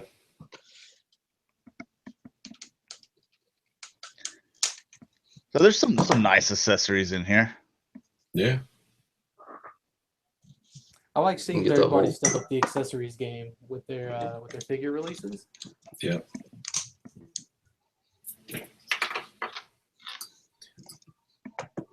Although I will say, I think Official Masterpiece is leading the pack with that Megatron's accessories. I don't see anybody. Nobody's going to top that for a while. But competition's good. I can't wait to see them try.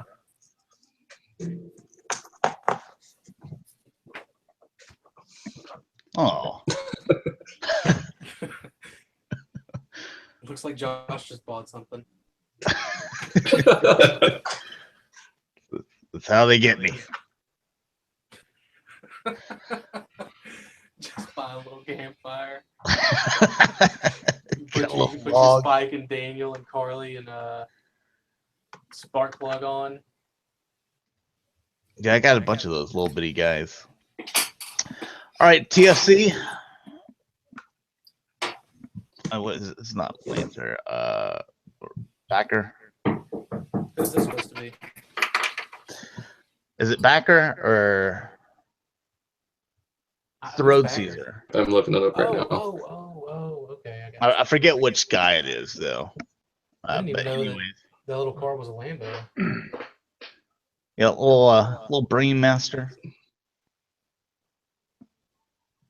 Laster. Yeah, last year.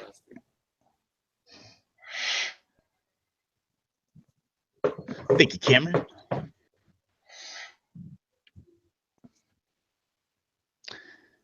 That's pretty cool, man. I can't wait to see what this thing looks like all together. It may be worth the purchase. Is this MP scale or classics? Well, it's TFC, so All right, so probably classics then. I think you could shoehorn them both probably, but y'all know me. I'm a classics guy. Yeah, I can see there being a masterpiece of scale more with like Star Saber and. I like that they have the little gimmick in there. Yeah, definitely.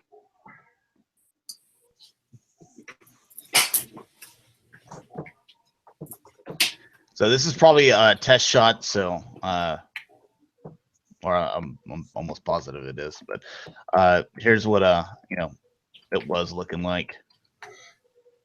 Prototype. Well, let's just hope it's better than some of the other things that they've come out with, like that Ironhide Ratchet. And it looks like they redid the head, so that you do use the gimmick.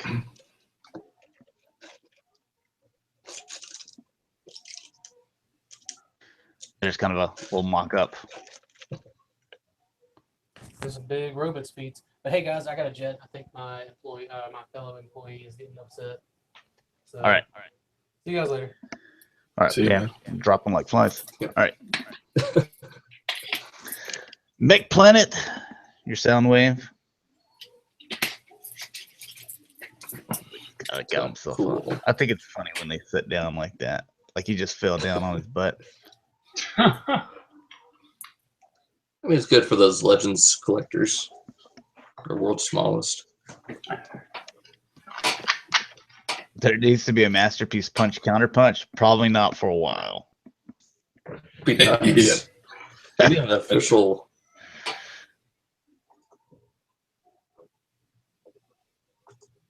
Like a decent punch counter punch. Cameron says this is only $16. So, as far as, the little bitty small ones, that's probably one of the cheaper prices that you'll find, because usually all the other small ones, they're still like $30, $40. Yeah. Like the DX9s and stuff like that. I might pick it up. I'm a Soundwave guy, so I might pick this up.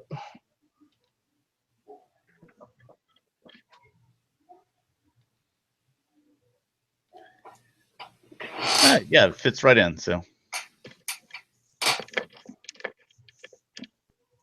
all right, the DX9. These are also little small figures as well, so you can see these three together.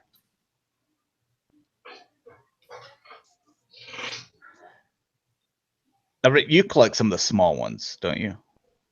Yeah, I have everything through Cup and RC on the small stuff, but I kind of dropped off for a while. I've been collecting so many other things. But the ones I have, I really like. I thought they scaled really well with Metroplex. And, I think once Trypticon comes out, I think that's like a second reason to kind of dip into the smaller stuff. I'll probably backtrack and get a few, actually. All right, so you got, the regular little Seekers here, and then you also have the Coneheads.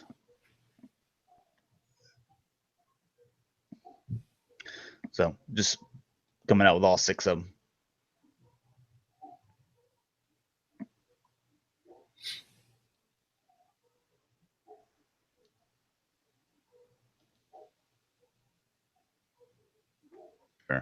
Sure, robot mode or alt mode. There you go.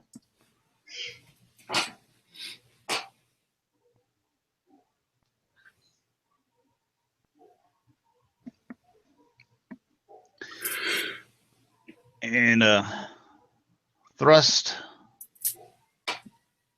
pretty much all same design here. With a little change of the wings and head. Weapons.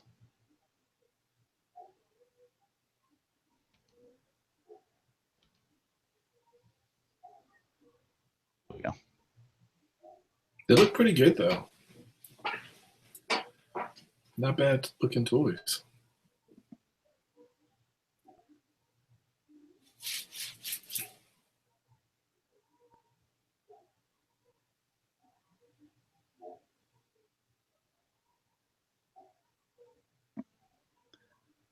To plan himself.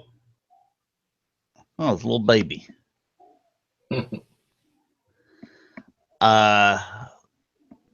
Talking about a Hasbro licensed masterpiece punch counter punch. Well, one, it would be a Takara, not a Hasbro. And then the punch counter punch was a Pontiac Fiero GT, which they don't even make that car anymore. I don't know if Pontiac would even care, or Pontiac's not even around. whether or not. Well, I don't even know how they would go through the legal stuff. Really, Pontiac, they don't exist anymore? God, man, Nope.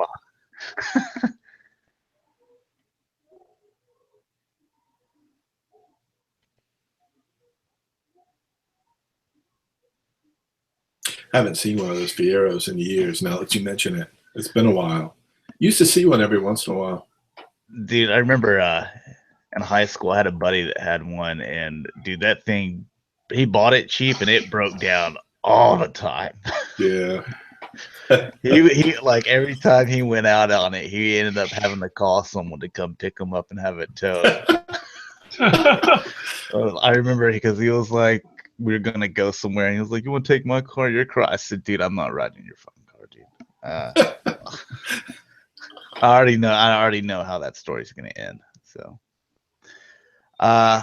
we'll mock-ups right here of TFC 1,000 kills. Looking pretty.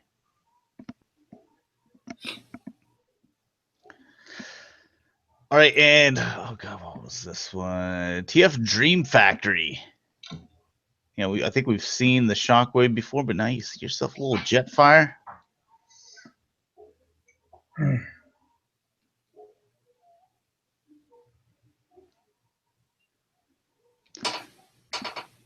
these transform? Doesn't look like it. Yeah. Yeah, can't imagine. Because I'm looking, I'm like, I don't see enough, plain parts on him. So, articulated statues. There you go. Here you have the, not lockdown. God, who was this? Unique Toys. These guys are little puppies.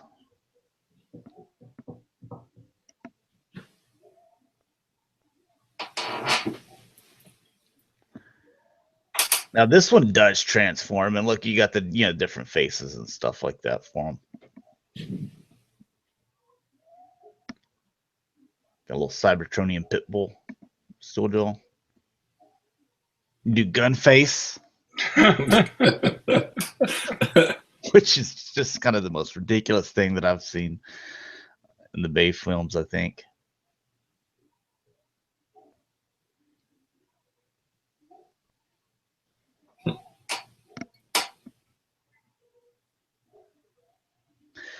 Obviously, prototype stage. This, a lockdown that you would think about, putting in any of your collections. If you're kind of into the base stuff, but maybe you don't like the one that was officially released. I like the car. I mean, I really like the card mode, but I don't know. I doubt it. I don't have any base stuff on my shelf, I don't think, currently, except for Buster Prime, and that's because it's amazing. And probably saying it wrong, but Mass Toys, you have the old Cybertronian Bumblebee. No, I would like to have that. Always wanted it as a kid. You never saw it. Yeah. I still want that as an adult. It's Really? pretty Yeah, cool. I would want it. Some people on my Facebook page were saying that they're like, dude, want this. And I was like, I was curious to know if people would, because it's one of those obscurities that you only saw them for like 10 seconds. Still want it. I want the Wheeljack. It's like one of the first things you see in the first episode, right? Yeah. Him and Wheeljack. Yeah. Yeah.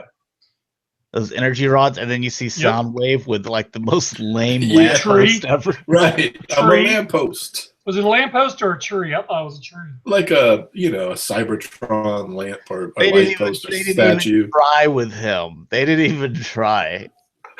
Yeah. Well, they didn't try. He was not in disguise. I mean, Prime looked like a Peterbilt on Cybertron. Yes. So, I mean, come on. Dr. Wu, get yourself some swords and a different head. Is it a different headmaster or a helmet altogether? Trying to see it. It's a bad picture. I think it's a head. I don't think it's a headmaster. So it's not even a title, it's just a face on there? I don't think so. I think it is just a face or a head. Yeah. Okay.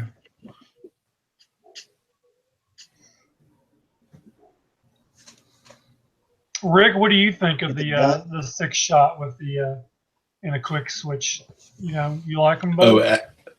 Well, quick switch. I like that set just because I think the set's cool. I like the colors, but I don't really care about the quick switch part. But 6 shot, I think, other than Blaster, he's probably my second favorite in the line.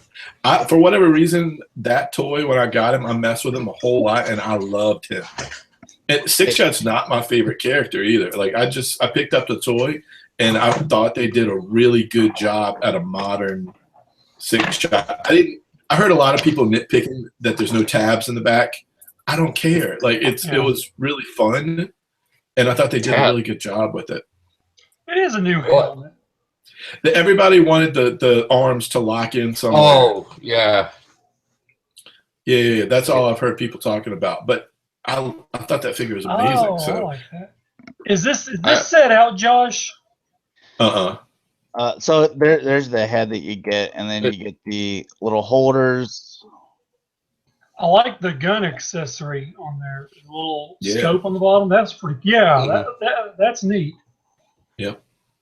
Yeah, I'm in for this. I hope Dr. Wu does the a new helmet for Quick Switch.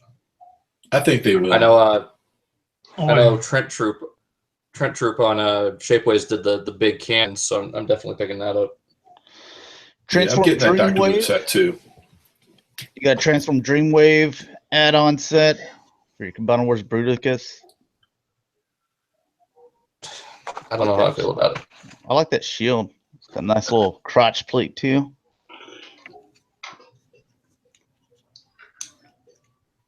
One actually, Toyz should be coming out with one. They did that one for Victorion and Hotspot or Defensor. So I'd like to see what they do before jumping into this one. I like that head too. It's got a G1 style, but it's stylized. You know, it's not just straight up G1. Yeah.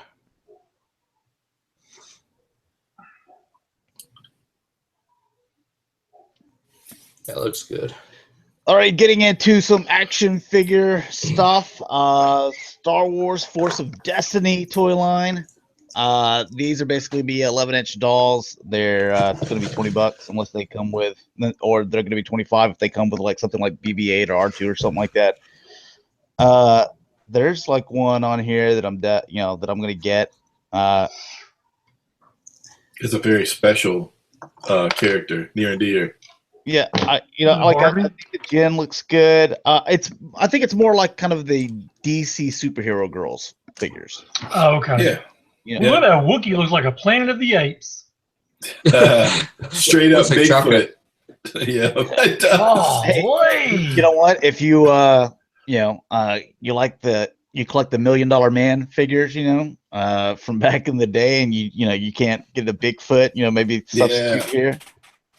The Bigfoot's, several $100s. The one thing here, let's see if I can get them both on the screen that I noticed. I was like, did you use the same face for Leia and Rey? You just made Leia a little bit more pale. It looks, different hairstyle. Everyone else, you can see that their faces are different. These two ladies, they're like, they look close enough together.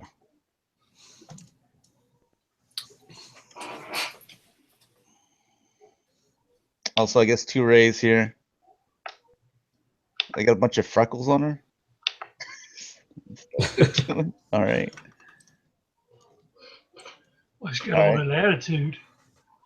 Yeah, she does have a little bit of a scowl or something going on. I knew that they were going to over-exaggerate these little Bane things that she had on the side of her head. Yeah.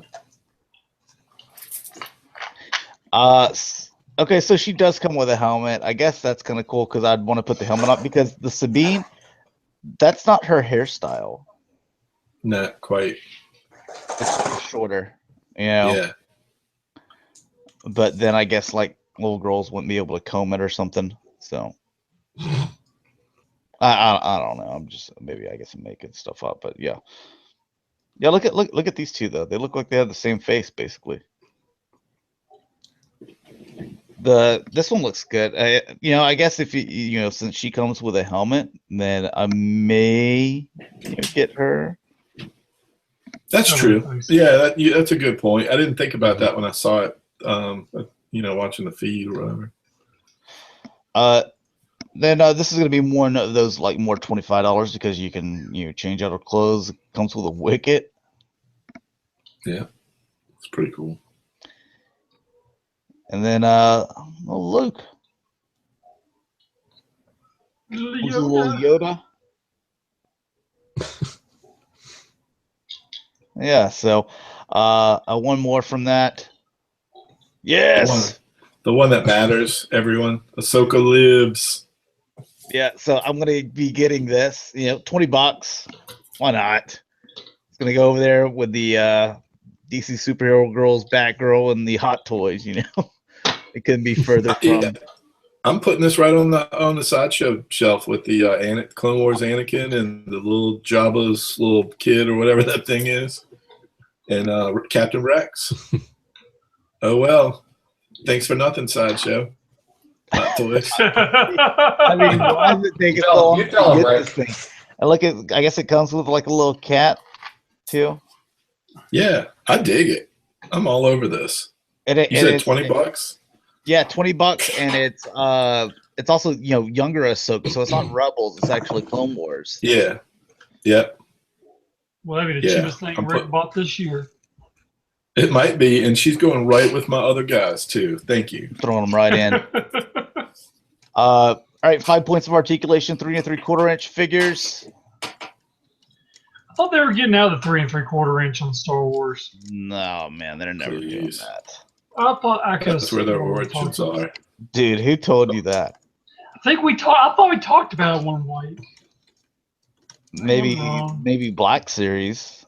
Okay, that's what it was. Black Series. They're Walmart exclusive because they were doing so poorly with it as far as distribution. That's true. So just Star Wars will never get rid of the just 5 points of articulation, 3 3/4 inch figures. That's their foundation. Yeah. And then you have the Disney Droid Factory figures, also 3 3/4 inch. Bam.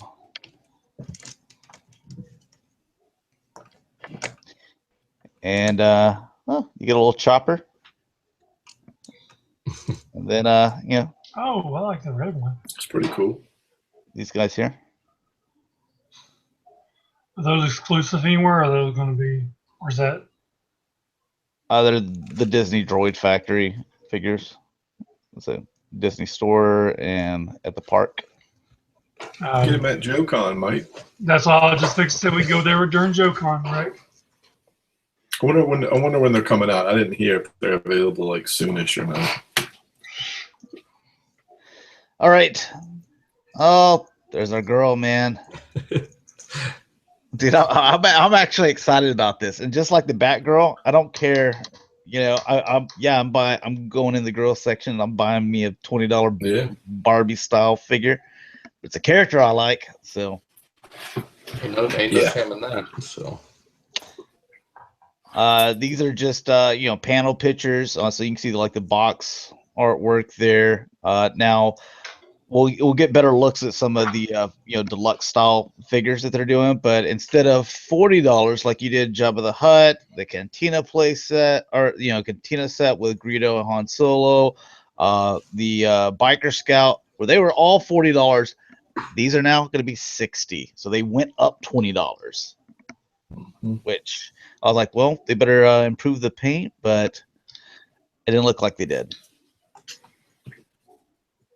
Yeah, because they're hurting for money, Josh. Obviously, having a movie every December, blockbusters, they're hurting for cash. All right, so we got better pictures. We'll get to go ahead and move on to them.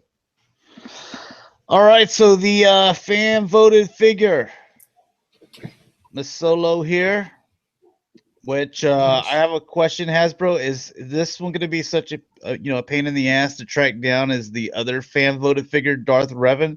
Because I went everywhere. I went to Barnes and Nobles today. I had my GameStop manager. He called like 8 different GameStops and stuff. Damn. So, and I've been looking for this thing, at all my stores twice a week for months since, Darth Revan was supposed to come out. So if anyone can help me get one, I really appreciate it. But back to this. Okay, look at that guy. He's just staring intensely at the shelf. So eyes are just glued on that box. That would be me. I'd be like, can I have that? That's how I roll. He's probably going to be like that dad with the Leia. Jonathan, they confirmed, I think it was yesterday, that Leia will not appear in episode 9. Yeah, I seen that. That is correct. Oh, nice to have this guy. Forget what his name is. But... Grand Moff Was that- Tarkin. Yep. And I need him. I hadn't seen this yet. Looks Oh really yeah, good. I haven't got a chance to look at it either. Like I was setting it all up during the. That's nice. Comes with a probe thing. Oh yeah. Cool. Torture droid or whatever. Ah, Interrogation drone. Oh, like it. awesome, dude. Yes. Yeah, I saw it. Now. Prawn. Looks cool. Hey, which wave is that Darth Revis in? Do you know off your top of your head? Did they call it the 2017 Wave 2? That's what GameStop was calling it. It's number 34, Darth Revan. It comes with the AT-AT driver, the Snow Trooper, the both Imperial, Sabine, Obi-Wan Kenobi, and Darth Revan. Did I name them all? I think I did. If you didn't, you might. It sounds that's close enough. That's the case, pretty much.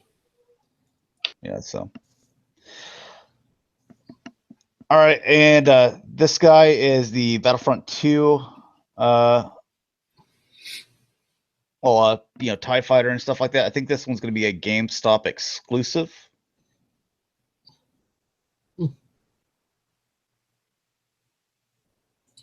Yeah. GameStop's trying to figure out how to keep people coming in the brick and mortar. Right. Well, Slim, if you want to sell one to me, just email me, g1hextron@gmail.com, or anyone that, wants to, sell me one.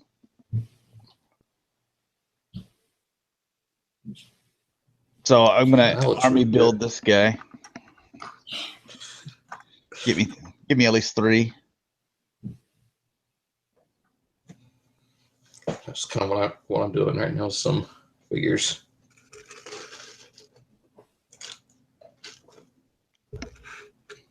And then you have, I forget what his name is as well. Commander Gree. Okay.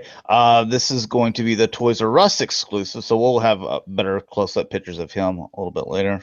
So I just have to get one of him since he's an individual character.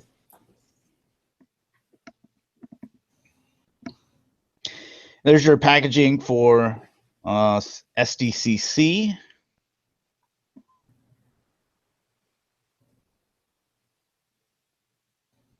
That solo looks good.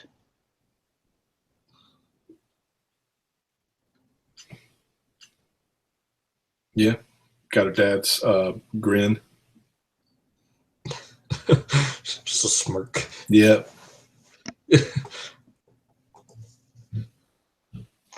All right, moving on. Man, I love me some Black Series stuff. So here you have the land speeder, and I was like, okay, we didn't have very good pictures at that point. I'm like, you're charging $20 more than what you normally do. So better have really good paint.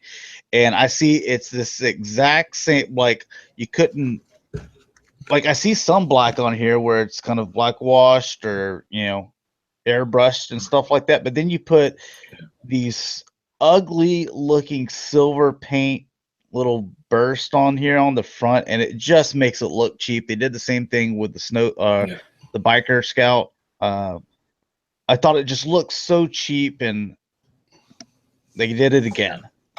Yeah.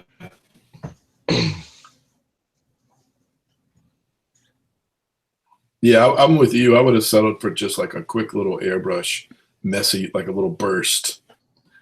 I would think it Just would a cost little bit. more to do all these little bitty things all over it. Yeah, Versus especially if just, they're like hit it brush with strokes. a black like little airbrush in the front, like not all, not two are going to be exactly the same. Just I'm cool with that. Yeah. Yeah. But you're trying to make it look like the paint's chipping like all over here. It looks like silver paint on top of, the thing, and it looks cheap. So Yeah. I mean, I'm glad we're getting it, but at this, I agree with you. Like, if we're going to do it Black Series, let's do it the best way we can.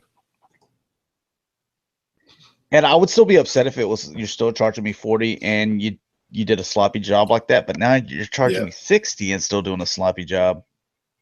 Yeah. Yeah, I didn't know Panama Jack was in Star Wars. Oh yeah, you saw that, huh?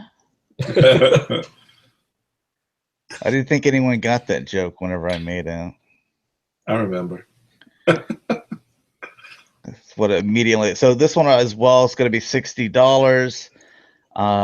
These are both of them, or I believe are coming fall. So another reason to give us a Ray. Did you I'm just sure put people- like Elmer's glue on the side there? I'm sure people would still be asking, "Where's Ray? I can't find her anywhere."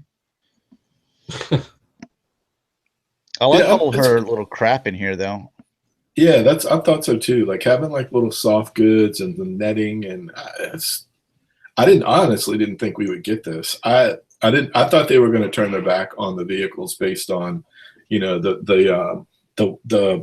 the big TIE fighter that the First Order TIE fighter, and they made that big one, and I'm like, are they going to come back down after the speeder bike and do some smaller ones? So when I saw these, I was pretty surprised. I wasn't sure. I like this base better than the little clear ones they did for the speeder bikes too. Like this one looks like it's part of the land, It just looks better. Yep. Yeah, I hope they continue it. I hope these sell and people are digging them, even at the $60 price point.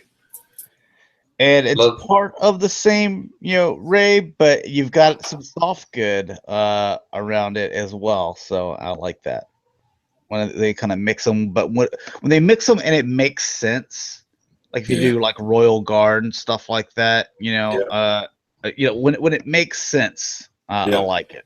The Tusken Raider that's coming out soon.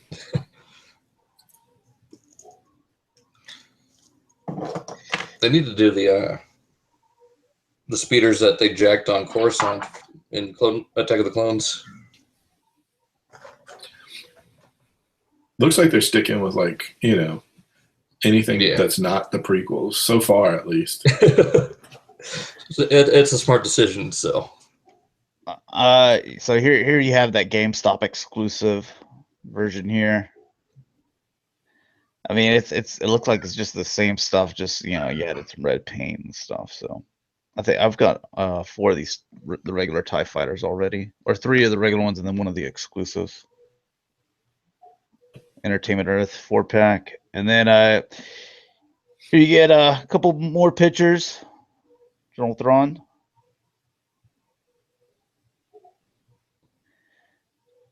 Releasing this at this point made perfect sense with the with Rebels, him being in there and stuff like that. Yep. Also on God, what's her name?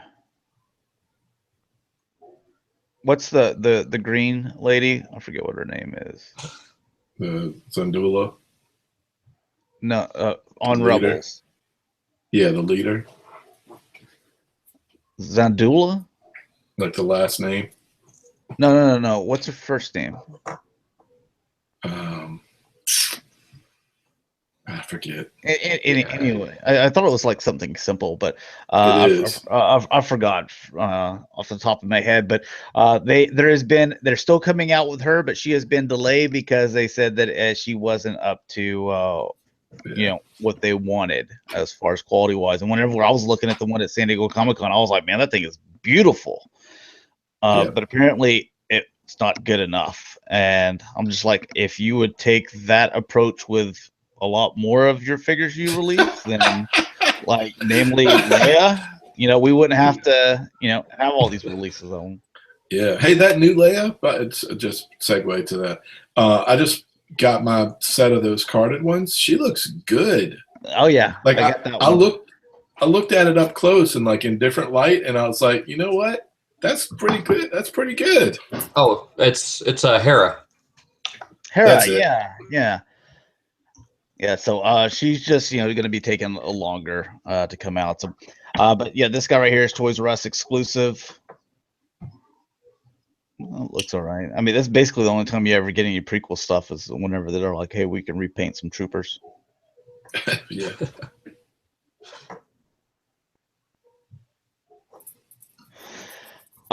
This was available today. This is a GameStop exclusive, so should be hitting stores. Some of them went today, so I went to my GameStop, and they said they don't have it. I believe pre-orders are sold out online. They sold out a couple days ago, but like I did with my GameStop, he was like, "Well, let me look it up in the system." And he found one that had it, called and says, "Can you ship this to me?" So it'll probably be at my GameStop like Tuesday or Wednesday or Thursday, and I'm going to go and buy it then. And you don't have to pay for shipping or anything. These were already hidden down here at the first of the week. They've already been in. I've been trying to get one all week. So, yeah. Going to be a hard one to get, I think. Yeah, but they're able, like if you go into your GameStop store, they can pull it up on their system and like search like whatever 300 miles and you know whatever they need to do and be like, oh, this store says they have it, and they call them up and say, hey, will you send this to store whatever, and they send it. You don't have to pay for shipping it. You don't have to pay for it right then and there either. So just a little heads up. And look at the San Diego Comic-Con, and so this is basically, you know, what you're going to get in there. So I'll end up getting this version because, like, okay, like little extra, cool stuff. Yeah, I totally need that. Probably totally going to pay for it too. Oh, I don't care. If it's something I really, really like, this is one of those items. I got back into collecting action figures when this novel came out. Heir to the Empire, 1991. Got me back into action figures. This is before I got back into Transformers. This right here, Thrawn. I love this. You know, this guy has a really good accessory, you know, set. So you can tell people love that character.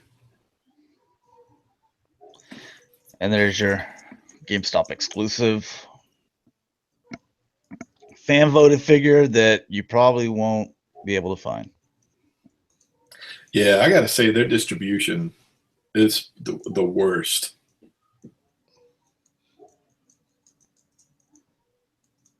I like the way she looks with her helmet on. Again, do I need two of her? But chances are I probably won't even be able to find one. Oh, that's a cool little set right there. Yeah. It's your Toys R Us.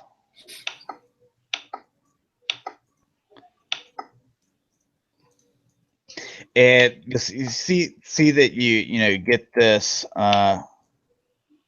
This is the San Diego Comic-Con exclusive. I believe you get the little poncho. Oh, damn, bastards! Yeah, so you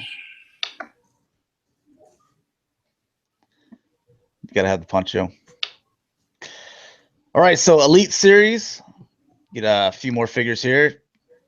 Is it Finn? Really? They haven't had a Finn yet? The way the light was hitting that first photo, it looked like old man Finn, like, you know, Finn at 55. Oh, he's got a little gray hair up. Yeah.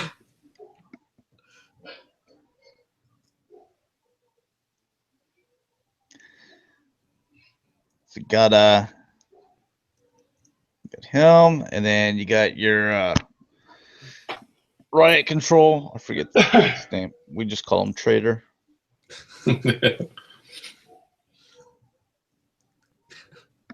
Jonathan McKnight, you know, with the Basilla lady pilots are hot. They are. Oh, look at here, man. It looks like they started like making some plugs to cover up all these ugly screws here in the back of these figures. You can still see some of them. Like, come on, you're just kind of half-assing it here. But should have done that from the beginning.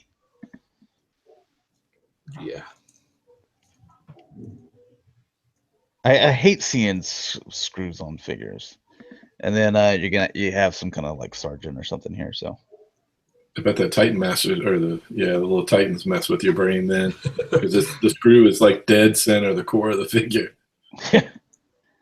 Like just make little plugs, plug it up. Like I hate it on the Masterpiece Hot Rod.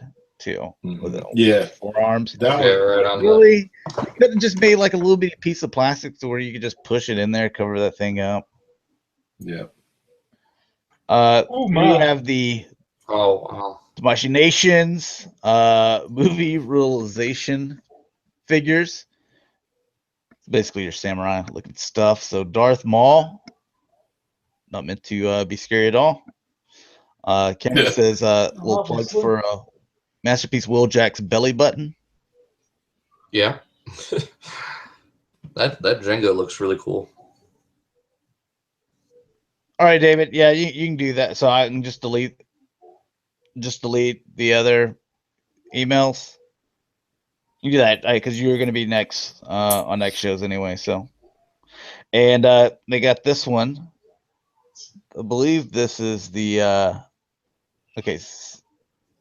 This is an exclusive as well. I think it's San Diego Comic-Con. The prototype armor, Boba Fett. Oh, and my heart was happy, and then it broke all at the same time. Zyka Toyz. They're doing a Kickstarter. It's not going to start until they've shown everything. They said that they're starting with the first Dargon. He's basically the leader of the good guys here. There's going to be 10 characters planned for the first assortment, and one will be revealed each month leading up to the Kickstarter launch. So I guess the Kickstarter is going to start in 10 months then. Wave 1 includes 8 main characters for the original Coleco toy line plus 2 army builders. So I'm a Sectars fan. There's not really a huge fandom to get behind because I think there was only like 4 mini comics and 3 cartoon episodes. There's not very many figures as well. I almost have them all. As far as like regular release, I think I have all but one little bitty bug. But then I saw 4 inches tall. Like with everything being in a 6-inch world, it's like, everything comes 6 inches. That's what people want. You're doing 4 inches.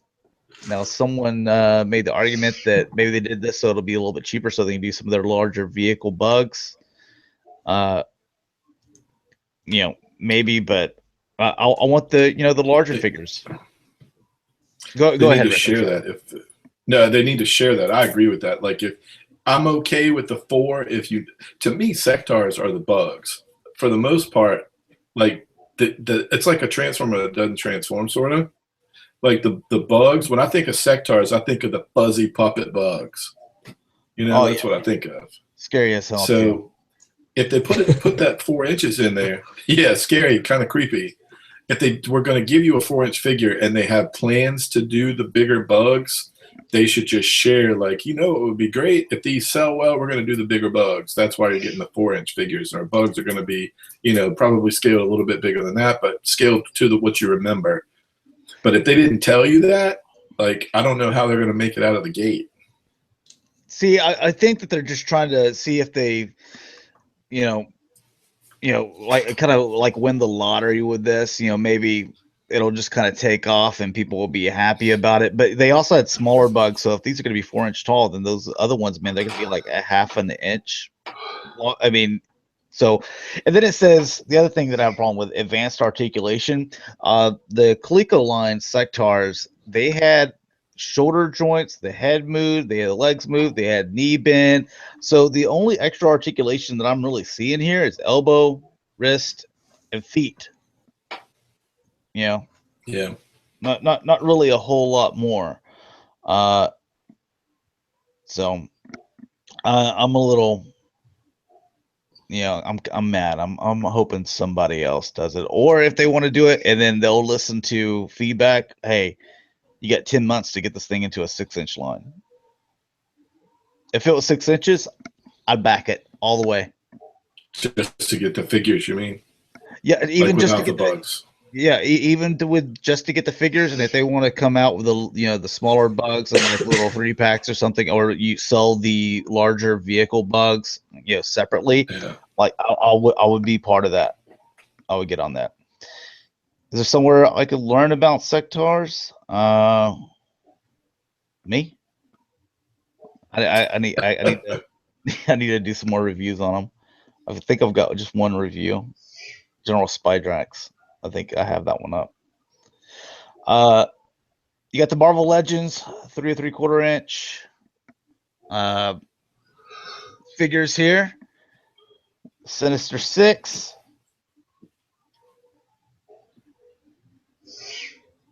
Dude, this is what I want for Marvel Legends 6-inch line. Like I want the stereo, I want the Doc Ock, you know, like I've got some of these, you know. You know, a sandwich in a box like that, that's pretty big. That's pretty big.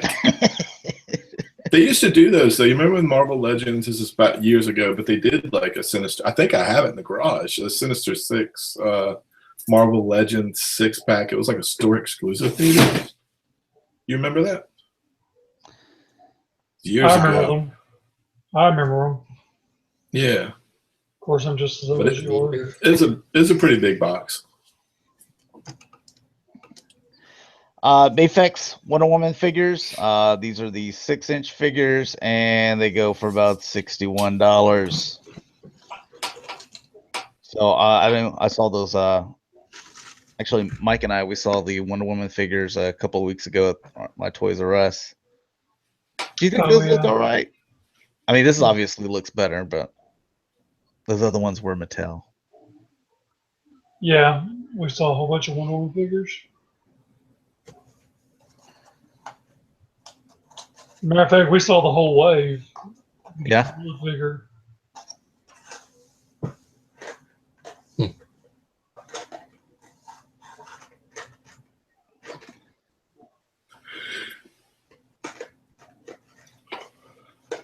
Hey, whenever you send out the invites to join Cybercast and everyone seems to be getting on, and then whenever Dalton needs like you to send it like 3 different ways. For some reason, it won't let me use the link. Oh god, dude! It took Pete 10 seconds to figure it out because he sent me a message. He goes, "It says I got to sign up for an account and all this other stuff," and then 10 seconds later he popped back in. It's got nothing to do with knowing how to do it or not. It's just it says it's forbidden, so I don't know what the hell's going on. All I'm saying is we've always done it through Twitter. Then you needed me to do it through Facebook Messenger, and then now I don't know what's going on. So and Rick pointed this out. Dalton, you're the youngest of us all, so therefore you should be more in tune with all this technology more than us older people. And it's like you're like the most out of date. Like I feel like I'm the one that went to school and learned typewriting, like typewriting class. I don't know what's wrong with my computer. So all right, Mayfax as well, 6-inch, $61.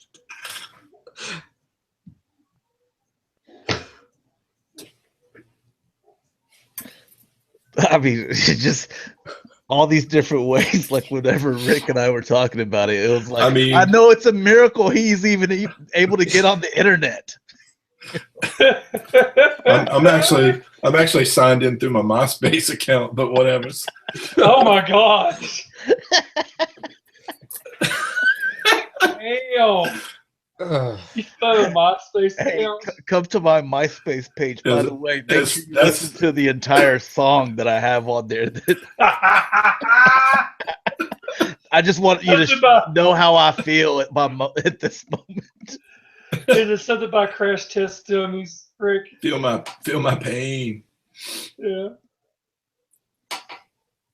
Oh man. Dalton, do you ever restart your computer? always. Okay. All right. You get them cookies. I mean, I just refreshed it on. I restarted this laptop and tried opening up the link, and it still says the same thing. 403. That's an error. What the hell is this? This is butt pad? That's what I'm thinking. Is it butt extra pad? booty? Butt pad? Butt pad? Someone's been watching too much Schumacher. Butt pad? Butt pad? Well, extra booty. All right. NECA, the 8-inch Mego style. So, Yeah, I'll give you a Ralphie. Christmas Story God, this freaking movie that plays all Hey. day. Best movie ever. Man, I'd rather watch It's a Wonderful Life, to be honest. I'm sick of this movie. I'd rather watch Christmas Vacation. Christmas Vacation. Now that's a good one. Yeah. Change it up. I remember, let's see, like they would always come out, like when I was younger, like there would be Miracle on 34th Street, Prancer, you know, they'd always have some kind of like, Jingle All the Way. okay, or that, I guess. Prancer They'd always might, have some. Prancer might get under people's skin these days. Everybody's kind of extra sensitive, you know. So I thought it was just like one of Santa's reindeer getting lost or something like that. What was there? Did he get hit by a truck or something? I don't remember. The last time I watched it was in theaters when I was a kid when it came out. Yeah. So I don't know. Is there something that like a bunch of people would get all triggered about? probably. Hey, when everybody's able to get on, you know, Oh my just God. fine. Whenever somebody Dalton. needs 3 special invitations. I will prove it. Whenever you sit down for number 2 and then look over and there's no TP.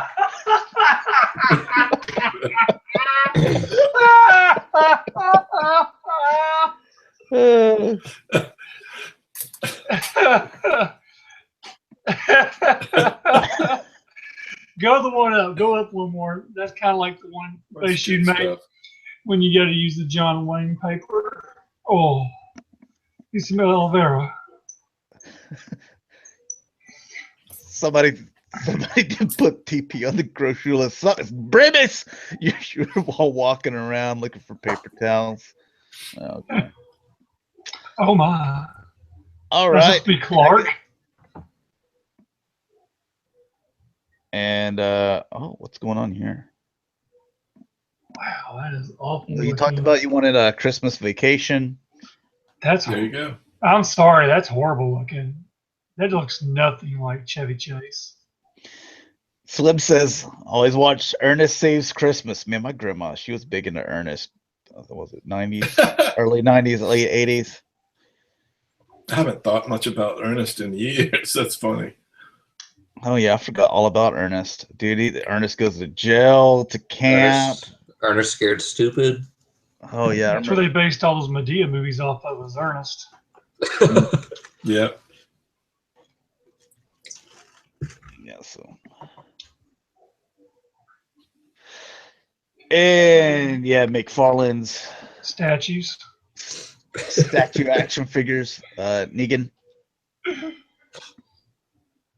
That's actually really nice. Oh, look, his arm. Yeah. Looks like that bench. What? Yeah. Is that a pin in there? What? Yes. Oh, no.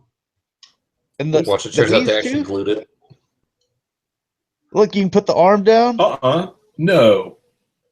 This must be a prototype. Yeah, 'cause It look- can't look be at the him behind his final. back. Starting to listen to the fans. Is he watching the show? The fans don't know what they want.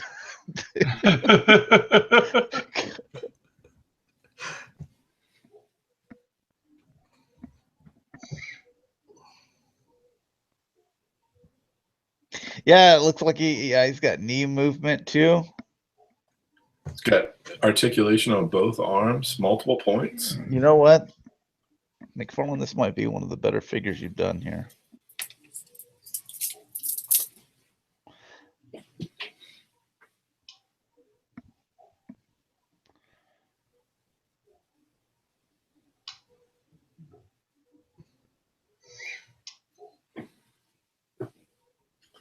Points of joint. All right. Well, could have left, but scale 10 inches. McFarlane Destiny figures 10 inches. Wow. Because he's into that Destiny stuff. I had that game for a little while. I thought it was Destiny's Child he was into. I mean, he probably is, but What? Is that a Yes. ringtone? No, he was singing Waterfalls. Oh, that's TLC. Oh, see, I got my groups mixed up, obviously. Oh, you don't know about the 90s girl trio groups. TLC with that Waterfalls. That's from the Crazy Sexy Cool album. But here we go. It's kind of a little curious how you know that by the title. Josh's street cred just went up. He probably knows the track number. 90s and stuff. That's like when I listened to music, I was into it. So knew a bunch of those albums. All right, what is this? Just okay. More Destiny stuff. 7-inch figures for Dakota.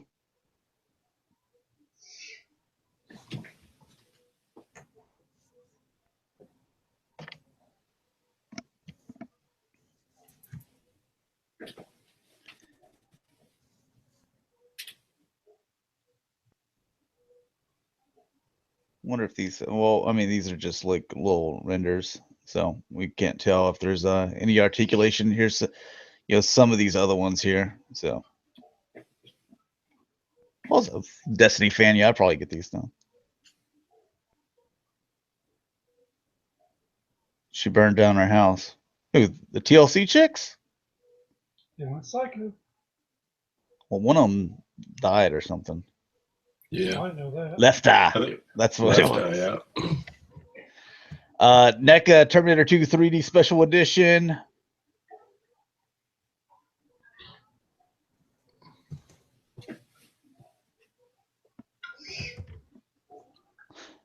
Is it necessary to put the 3D on there? Dude, I still think this is one of the best action movies of all time. It's a great movie. Yeah.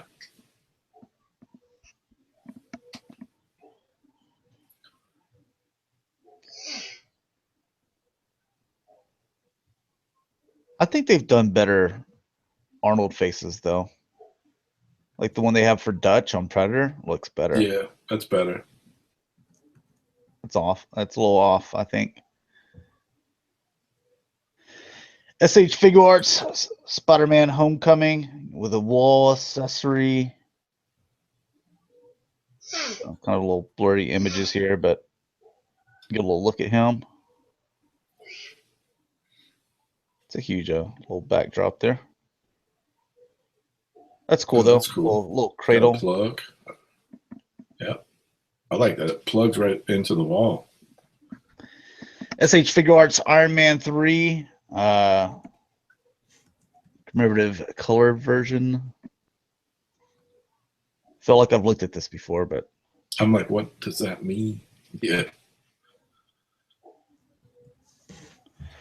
What's it exclusive to?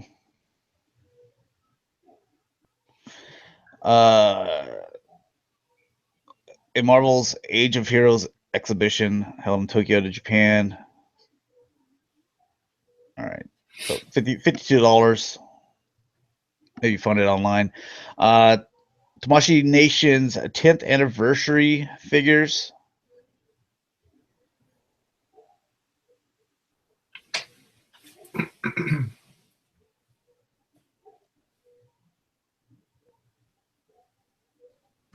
Huh. Hold on, I'm not sure what those are, but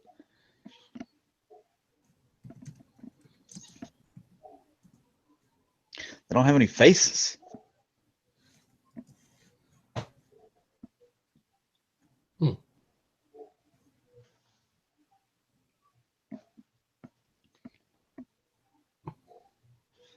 There's some other stuff down here that was kind of cool. So,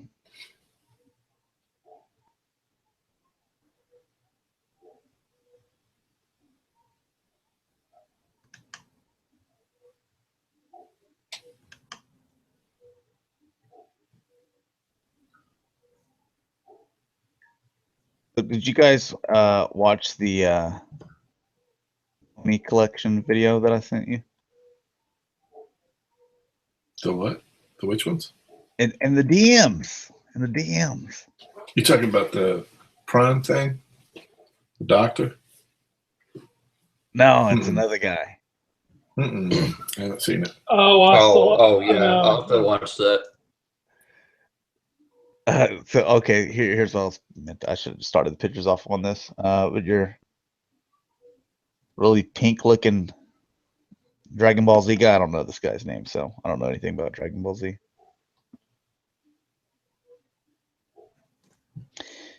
That looks cool. Amazinger. All gold. I know some people that'll be after that.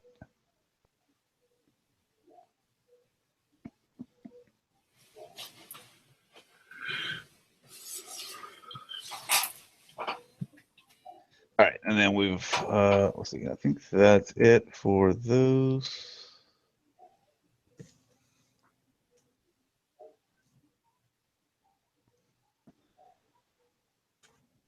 Okay, and then Robot Spirits line.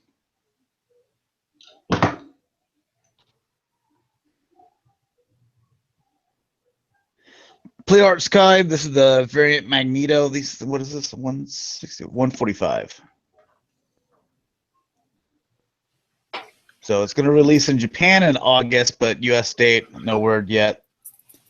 Probably not too far behind, but these variant figures, man, they're crazy looking.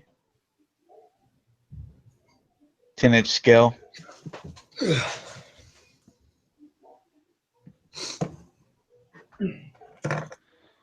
What you think about Magneto? It's,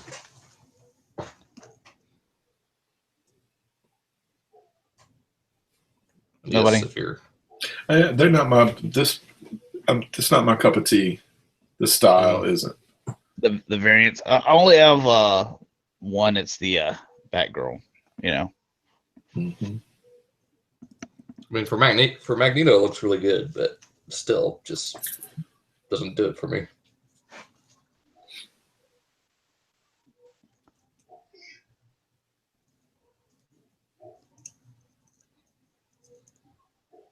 There's everything it comes with. And QMX, you have the Star Trek. I saw this.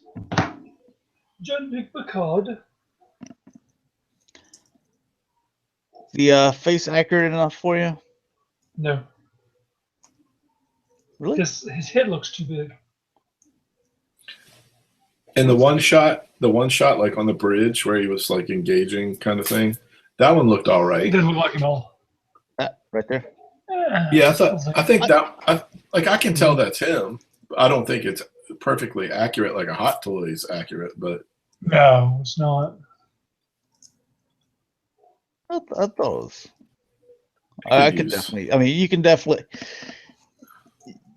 tell who it is, even if it was a bad job. Just the fact that it's on a Star Trek, the Enterprise bridge, and he's Right. in a Star Trek outfit and he's bald. You know who it is. But I think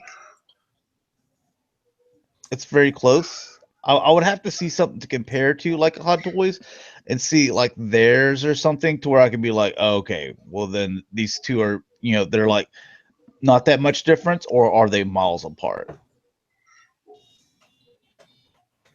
I think they're going towards a younger version of him when he first came out.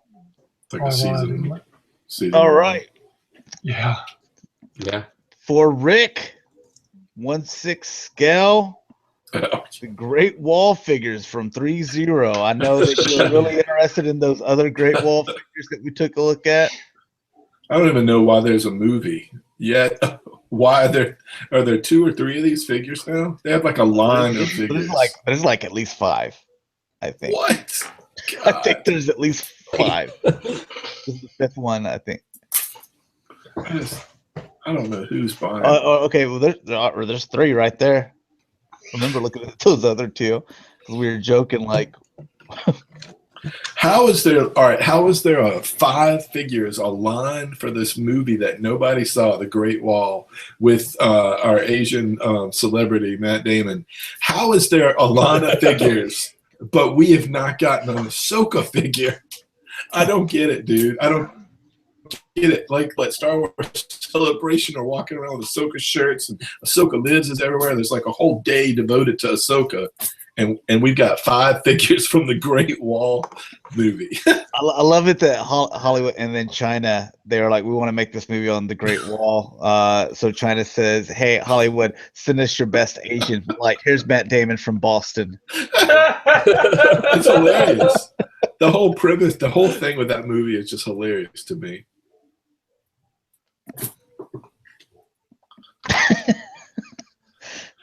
Like, you've got like all these figures lined up. Just imagine you've got a whole shelf devoted to the Great Wall with Matt Damon standing front and center.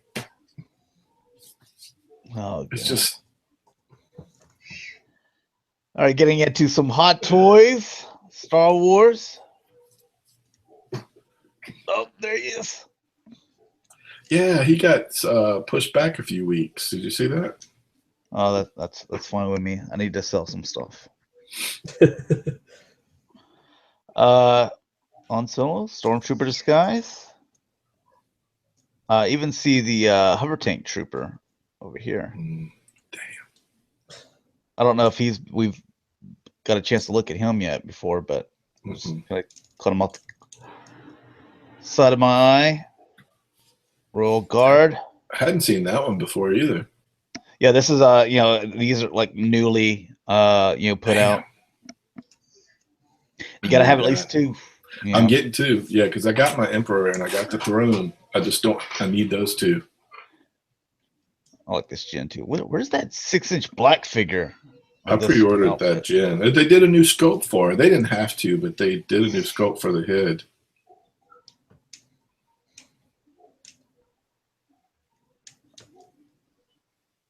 We knew about this. Yeah, he's coming. We've already looked at that.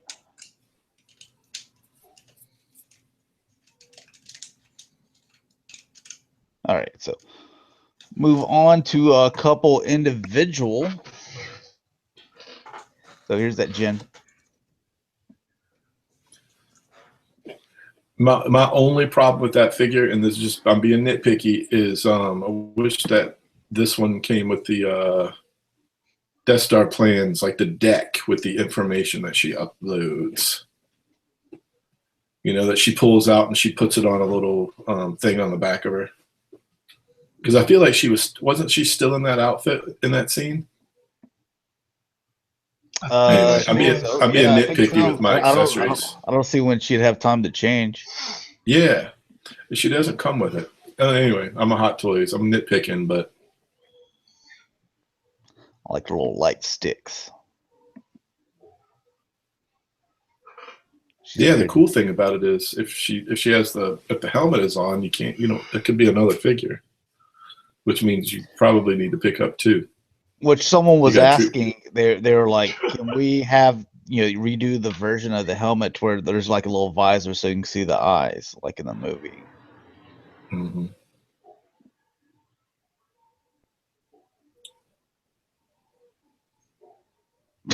This guy in the comments, it is not her. Who is it then? It looks pretty damn close to me.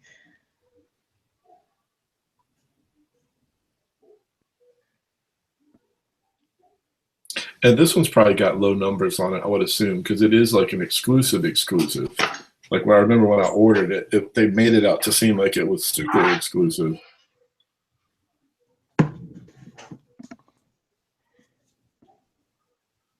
Yeah, I mean, I think that looks a lot like her. It does.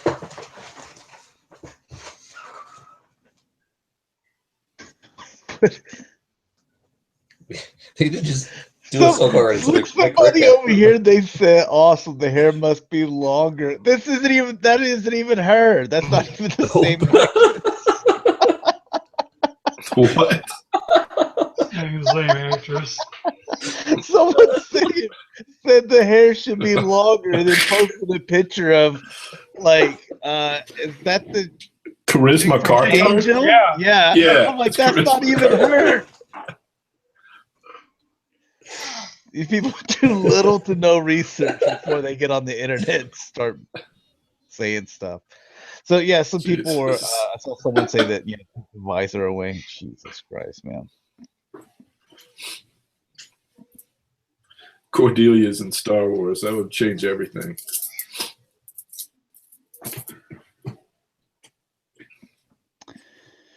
All right, Han Solo Stormtrooper disguise.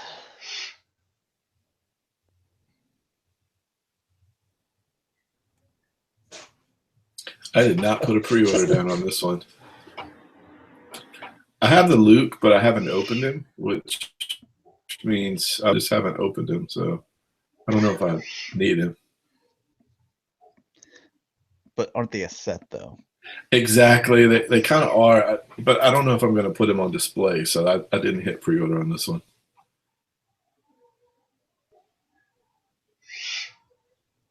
And I think you put the Leia and Chewbacca, to where they're just in the prison wing, and that like for that little scene there. Yep. Don't talk me into it. It's bad. It's already bad. I think I put like 4 pre-orders down this week. Hot Toys has really been that new what's the other? The Star-Lord is ridiculous good. Yeah, we got some pictures of it here in a couple. Let's see, guys. It's almost 9 o'clock. Do you want to pass on the Galactic Gumbo today? Yeah, I was going to say so. It was just us. Yeah, I'm good. It's 10 my time, so. Oh, look at all the little cool stuff inside the helmet. Stop it, Josh. I'm just saying that looks awesome. I'm saying you could have easily went cheap, with the inside of the helmet, just hollowed it out, but you added all that little extra stuff, so whenever he does hold it, it still looks, it looks awesome. That's all I'm saying. It just, I like that little detail. I like it when they do little bitty things like that. Yeah. I can hear Eric in the background being like, "Shut up, no, Josh." Dude. Oh, here's another one I can pre-order on. The little bass and stuff.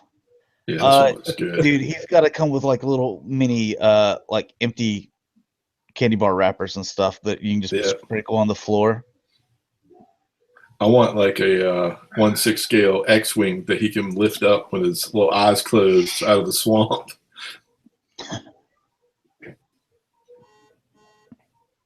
Hot Toys is light up stuff. cool, okay, man. and so you got the little clear pegs with the rocks and stuff. We must have looked at a tease of this a while back. Yeah, this one's almost out. It might have already came out in Japan. It's not quite. Sideshow hasn't been shipping it yet. So you can do closed eyes. Yeah, he's got the closed eyes, which is cool.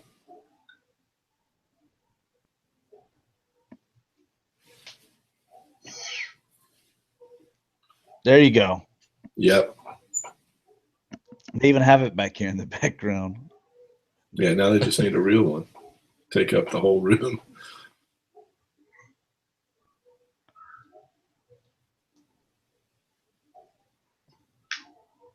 I like how they did like with these pictures. I think it's a nice idea. Like they're the old, cards.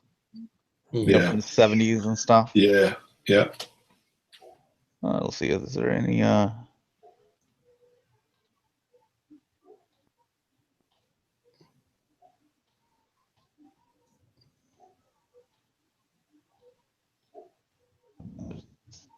pictures of this guy?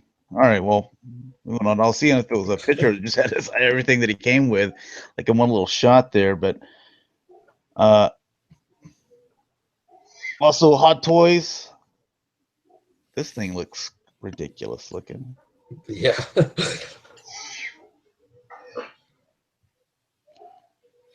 Oh, I see what they did. Yeah, they went back and like painted it the regular colors, retro armor version.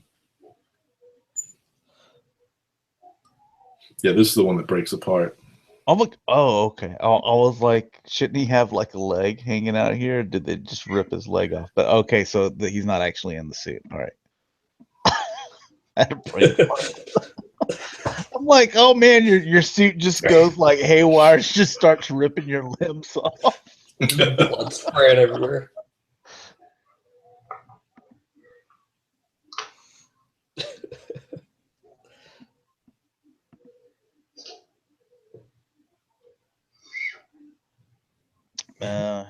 Oh, and it's one of those exclusives too. Yeah. It's ridiculous, but the detail though is just amazing.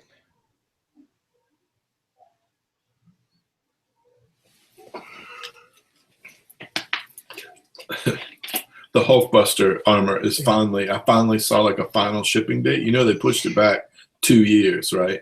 Yeah, I know that it was like every 2 time years, dude. Closer. Isn't that crazy? Back further and further.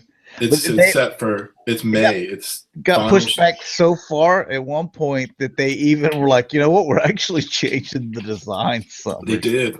Yep. It's scheduled for May. I saw a date like last week or 2 weeks ago. Oh, look at this.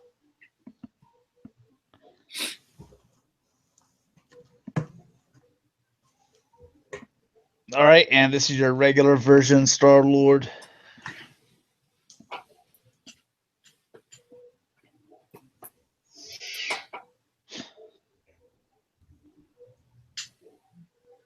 Did they change it up, the suit, a little bit from the first movie? God. Oh God, yes. Of course they did.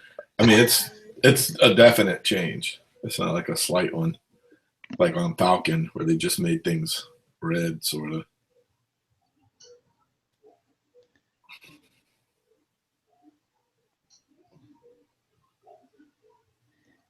All right, so everything you get right there. Oh, you even get a little mini Groot. Yeah. Stuff. Oh, there's this little tape and stuff. So I guess that makes sense that it would come with that. Then you have your deluxe version. Oh, so a little Transformer action going on with the mask there. Yeah. Oh, so he's got the two outfits, it looks like.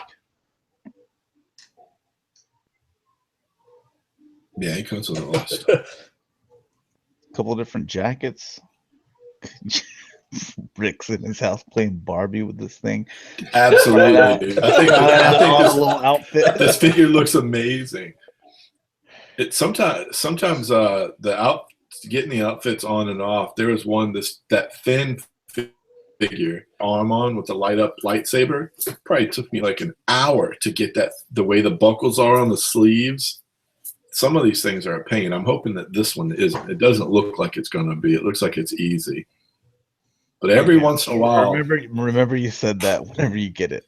Yeah, it looks pretty easy. I'll let you know.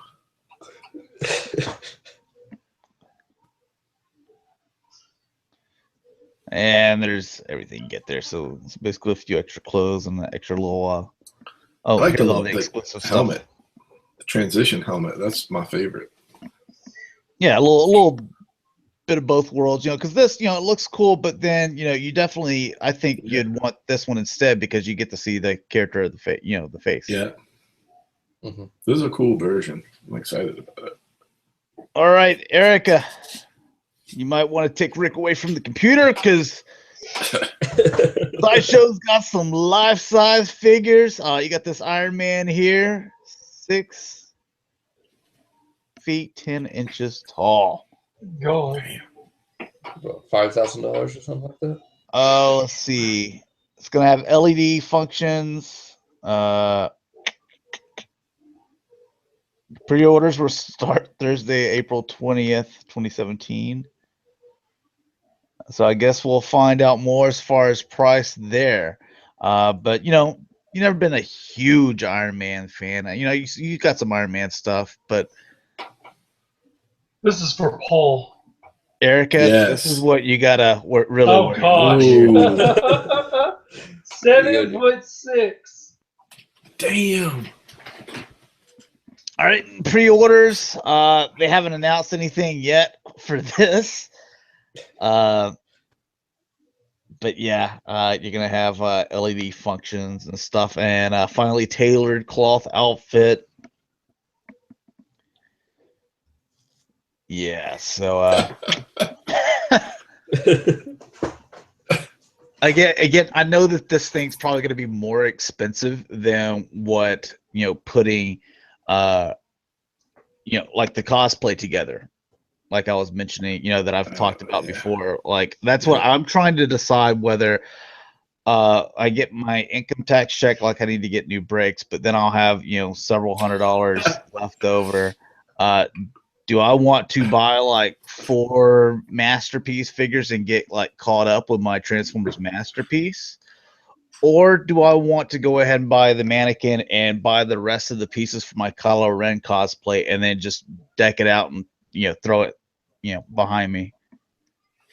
So I have a life-size Kylo Ren, figure, fully detailed movie accuracy. I'm trying to decide which one I want to do. So...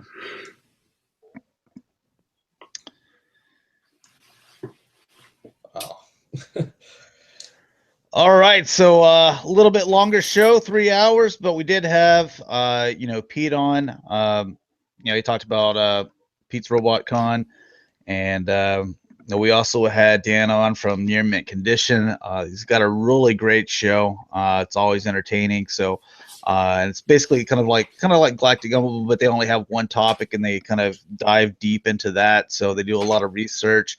They also have little things to where when they mention something that they'll kind of maybe go to like a clip or something of a cartoon or whatnot. So it's a really good show. So definitely go check those guys out. Near Mint Condition. All the information for Pete's Robot Convention, I believe you can just find that online. He also gave all the info there. We're not going to do a Galactic Gumbo tonight just because this one ran long. We should have started 40 minutes ago if we were going to do one. But anyways, I want to thank you guys for watching. Hopefully you enjoyed. We're just going to close out, tell everybody where they can find you. Mike? You can find me on Twitter as a BotCon fan 1978. Right. Dalton? You can find me everywhere at Daltonians TFs. Rick? And I am on Twitter as Shatrdglassjazz. And you can find me, G1Xtron, on Twitter, YouTube, Instagram, and Facebook pages, the G1Xtron. So we will see you guys in 2 weeks. We'll do Cybercast and Galactic Gumbo at that point as well. So talk to you guys then. Peace.